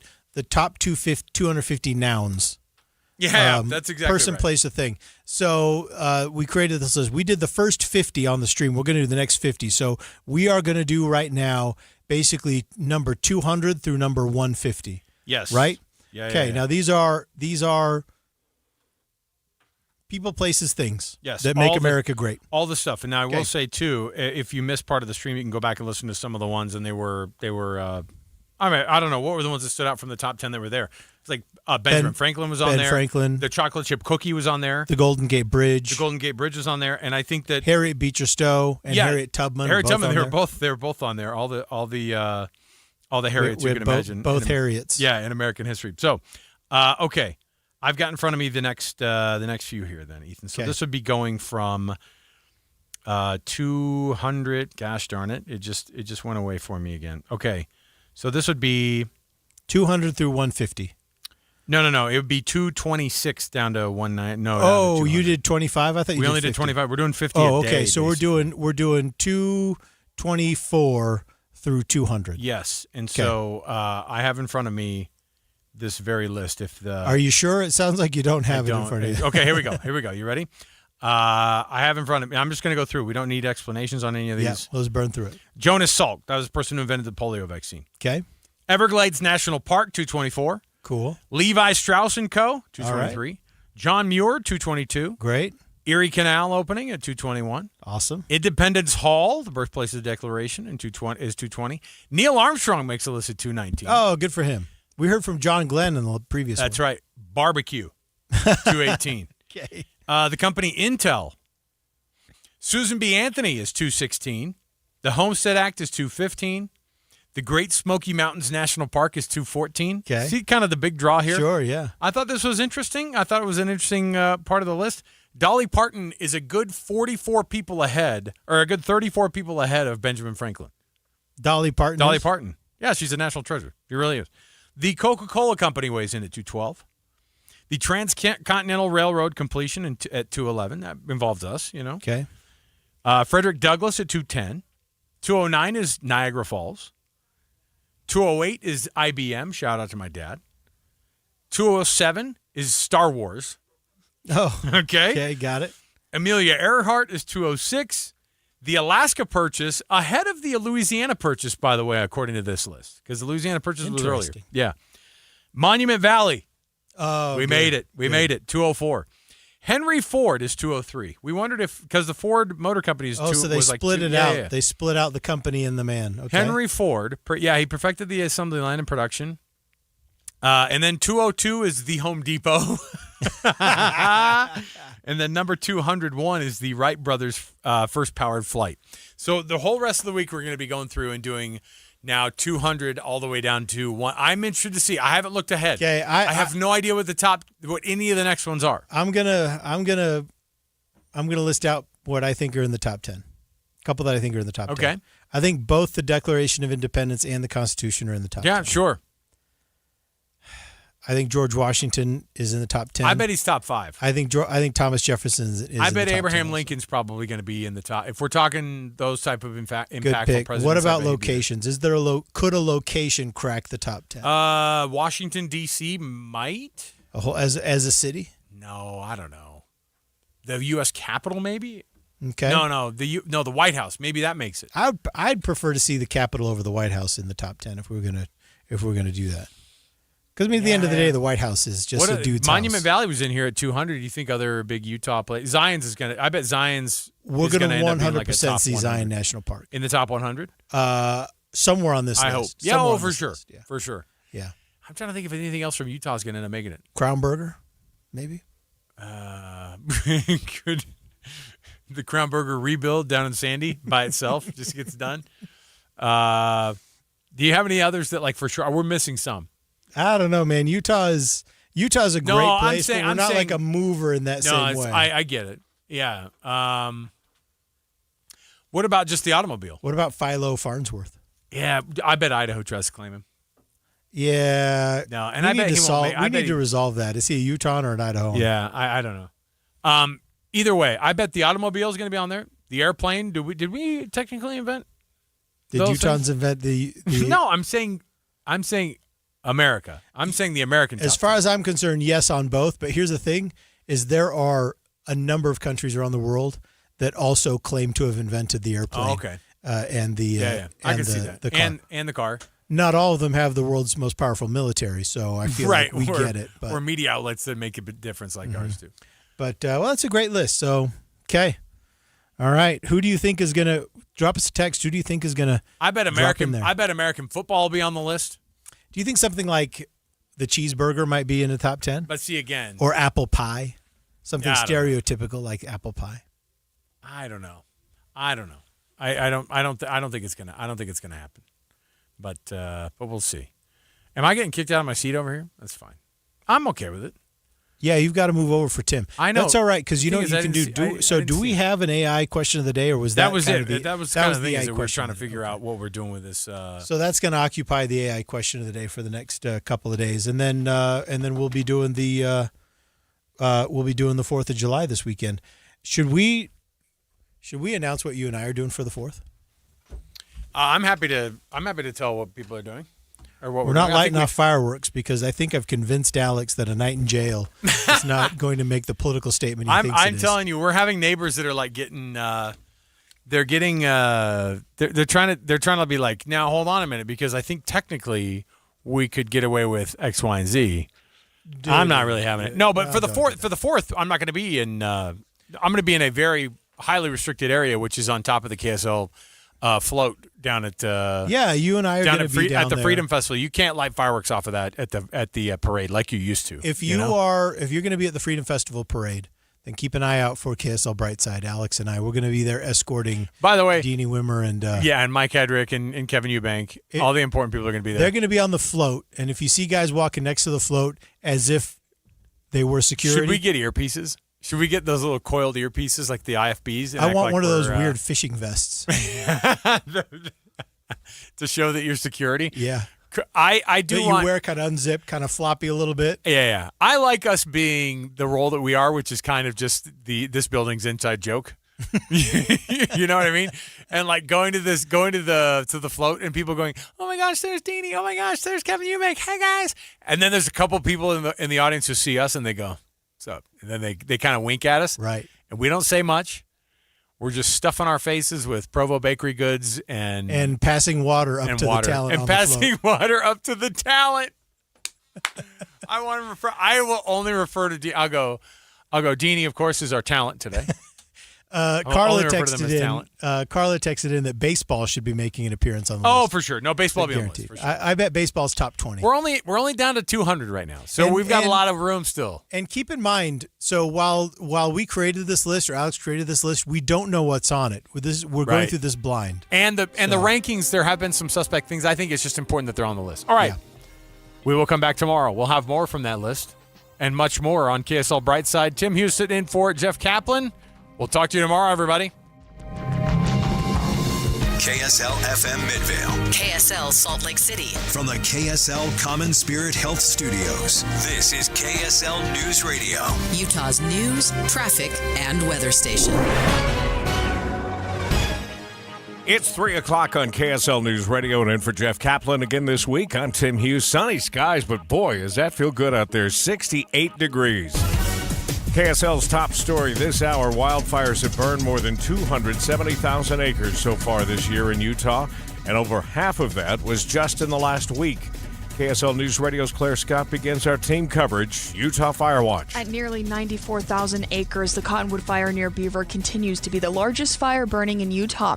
It's still 0% contained, but fire officials say there's a silver lining. It's actually looking like a pretty good day to us. The fire isn't doing much right now. We're thankful for the cooler weather that we had over the weekend. Great Basin Complex Team 5 spokesperson Alyssa Mason says there are no current evacuations in place. Meantime, we're learning the names of 3 firefighters who died while working to contain the fire burning at the Utah-Colorado border. KSL News Radio's Brianna Willis has that part of the story. Emily Barker from Michigan, Nick Hutcherson from Arizona, and Sydney Watson from Alabama were all assigned to the initial attack against the Snyder Fire, discovered last Friday. Retired wildland firefighter Brad Washaw says this isn't the first firefighter death in the upper Colorado River corridors. In 1994, on Storm King Mountain, the South Canyon fire occurred. 14 firefighters were killed, and it was kind of under similar circumstances, too. I mean, red flag conditions, a dry cold front coming through, the winds changed. In a statement from the Interior Department, U.S. Wildland Fire Service Chief Brian Fennessy says these firefighters embodied the courage and selflessness of a wildland firefighter. Brianna Willis, KSL News Radio. The Snyder Fire has merged with the Jones Fire, burning over 28,000 acres total. And in Juab County, we're keeping an eye on the Cherry and Iron Fire. Combined, these fires have burned nearly 76,000 acres. The evacuation order has been lifted for residents of Lofgren. Officials say they can return home, but must be prepared to evacuate if conditions change. Claire Scott, KSL News Radio. Utah authorities are gearing up for a busy 4th of July as they expect firework-related reports to skyrocket due to the new restrictions. KSL News Radio's Cameron Elliott reports. Independence Day is a busy day for police either way, with so many people drinking and fighting and partying. But former Salt Lake City Police Department Chief Chris Burbank says the firework reports on top of this may make some calls go unanswered entirely. Burbank says the firework calls may fall lower on the list because human life is not at an immediate risk. Burbank says if it's your community and property at risk if a firework goes wrong. You can find an updated map of current wildfire restrictions and active wildfires on our website. Just go to kslnewsradio.com and click on the Utah Fire Watch right at the top of the page. Our top national story, President Trump now says negotiations with Iran will pick up again tomorrow despite renewed strikes over the weekend.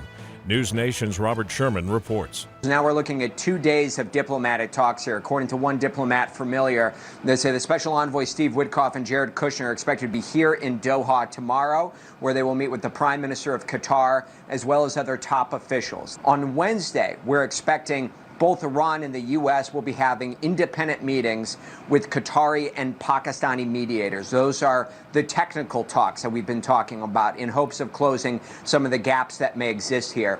Both sides have agreed to stop striking each other ahead of those peace talks. The federal murder trial of Luigi Mangione, the man accused of killing United Healthcare CEO Brian Thompson, has been postponed to next year. ABC's Aaron Katersky was watching today's court proceedings. Luigi Mangione seemed pretty relaxed today, actually smiling a bit, seemed to be having a nice rapport with his attorneys. He got stuck in an elevator for a few minutes with the U.S. Marshals, so the hearing was delayed. But beyond that, he learned today that he will definitely stand trial in federal court in January 2027. As you say, the judge said she wanted to start earlier, but the state case made that impossible. Mangione's state trial will start in September.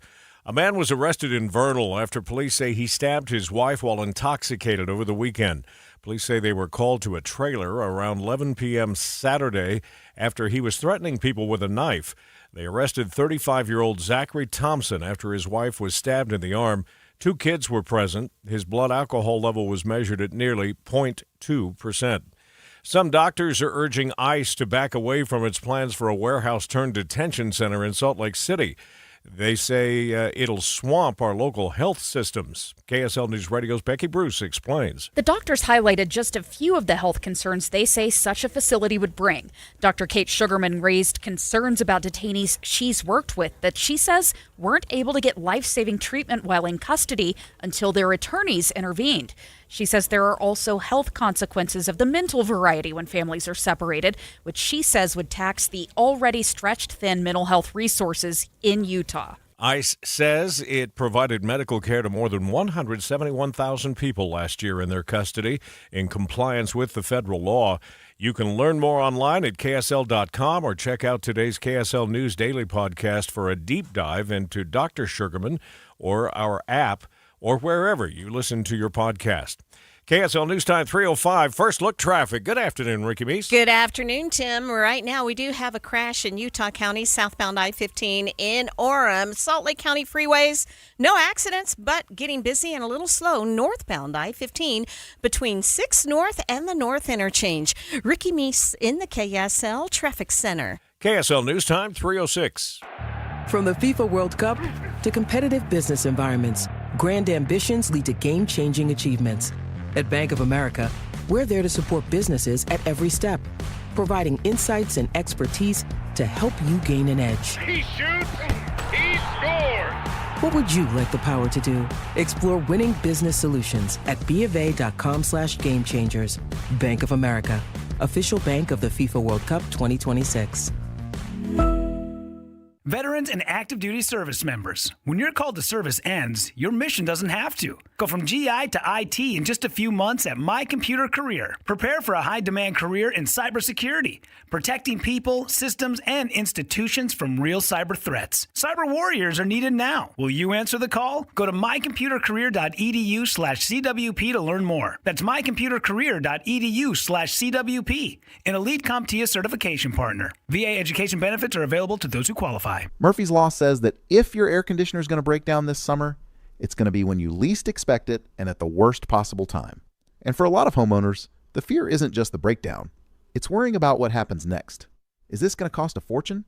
Am I going to be pressured into replacing it? Can somebody just help me figure out what's wrong? At Any Hour Services, that's exactly what we're here for. Maybe your system just needs maintenance to help prevent breakdowns before they happen. Maybe a part failed and a simple repair gets you back up and running quickly. Or maybe your system's getting older, repairs are adding up, and you think replacing it makes more sense.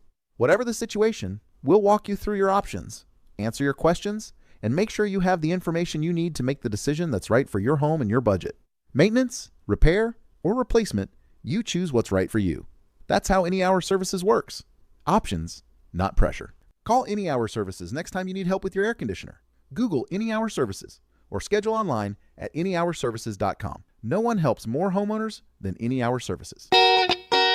This is My Minute of News, brought to you by Any Hour Services, electrical, plumbing, heating, and air, anyhourservices.com. This is apex anthropomorphism.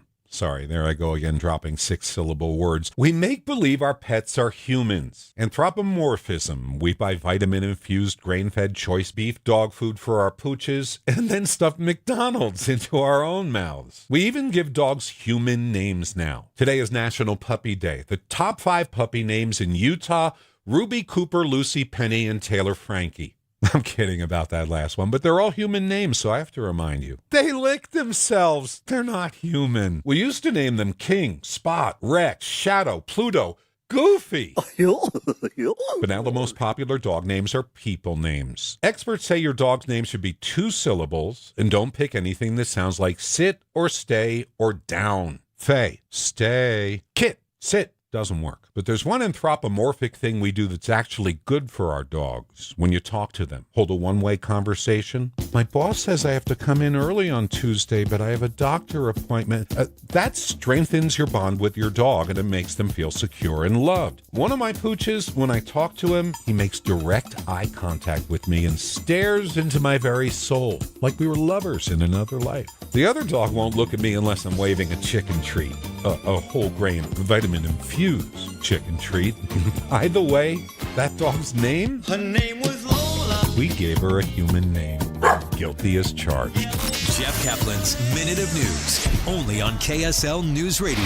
All right, 3:09. Let's check the drive, shall we? Traffic and weather together, brought to you by UCCU. You deserve to love where you bank. What a day, Ricky. It looks beautiful out there, and it's a beautiful day for a drive. I can tell you right now, Salt Lake County freeways are actually looking at kind of a quiet commute in progress right now.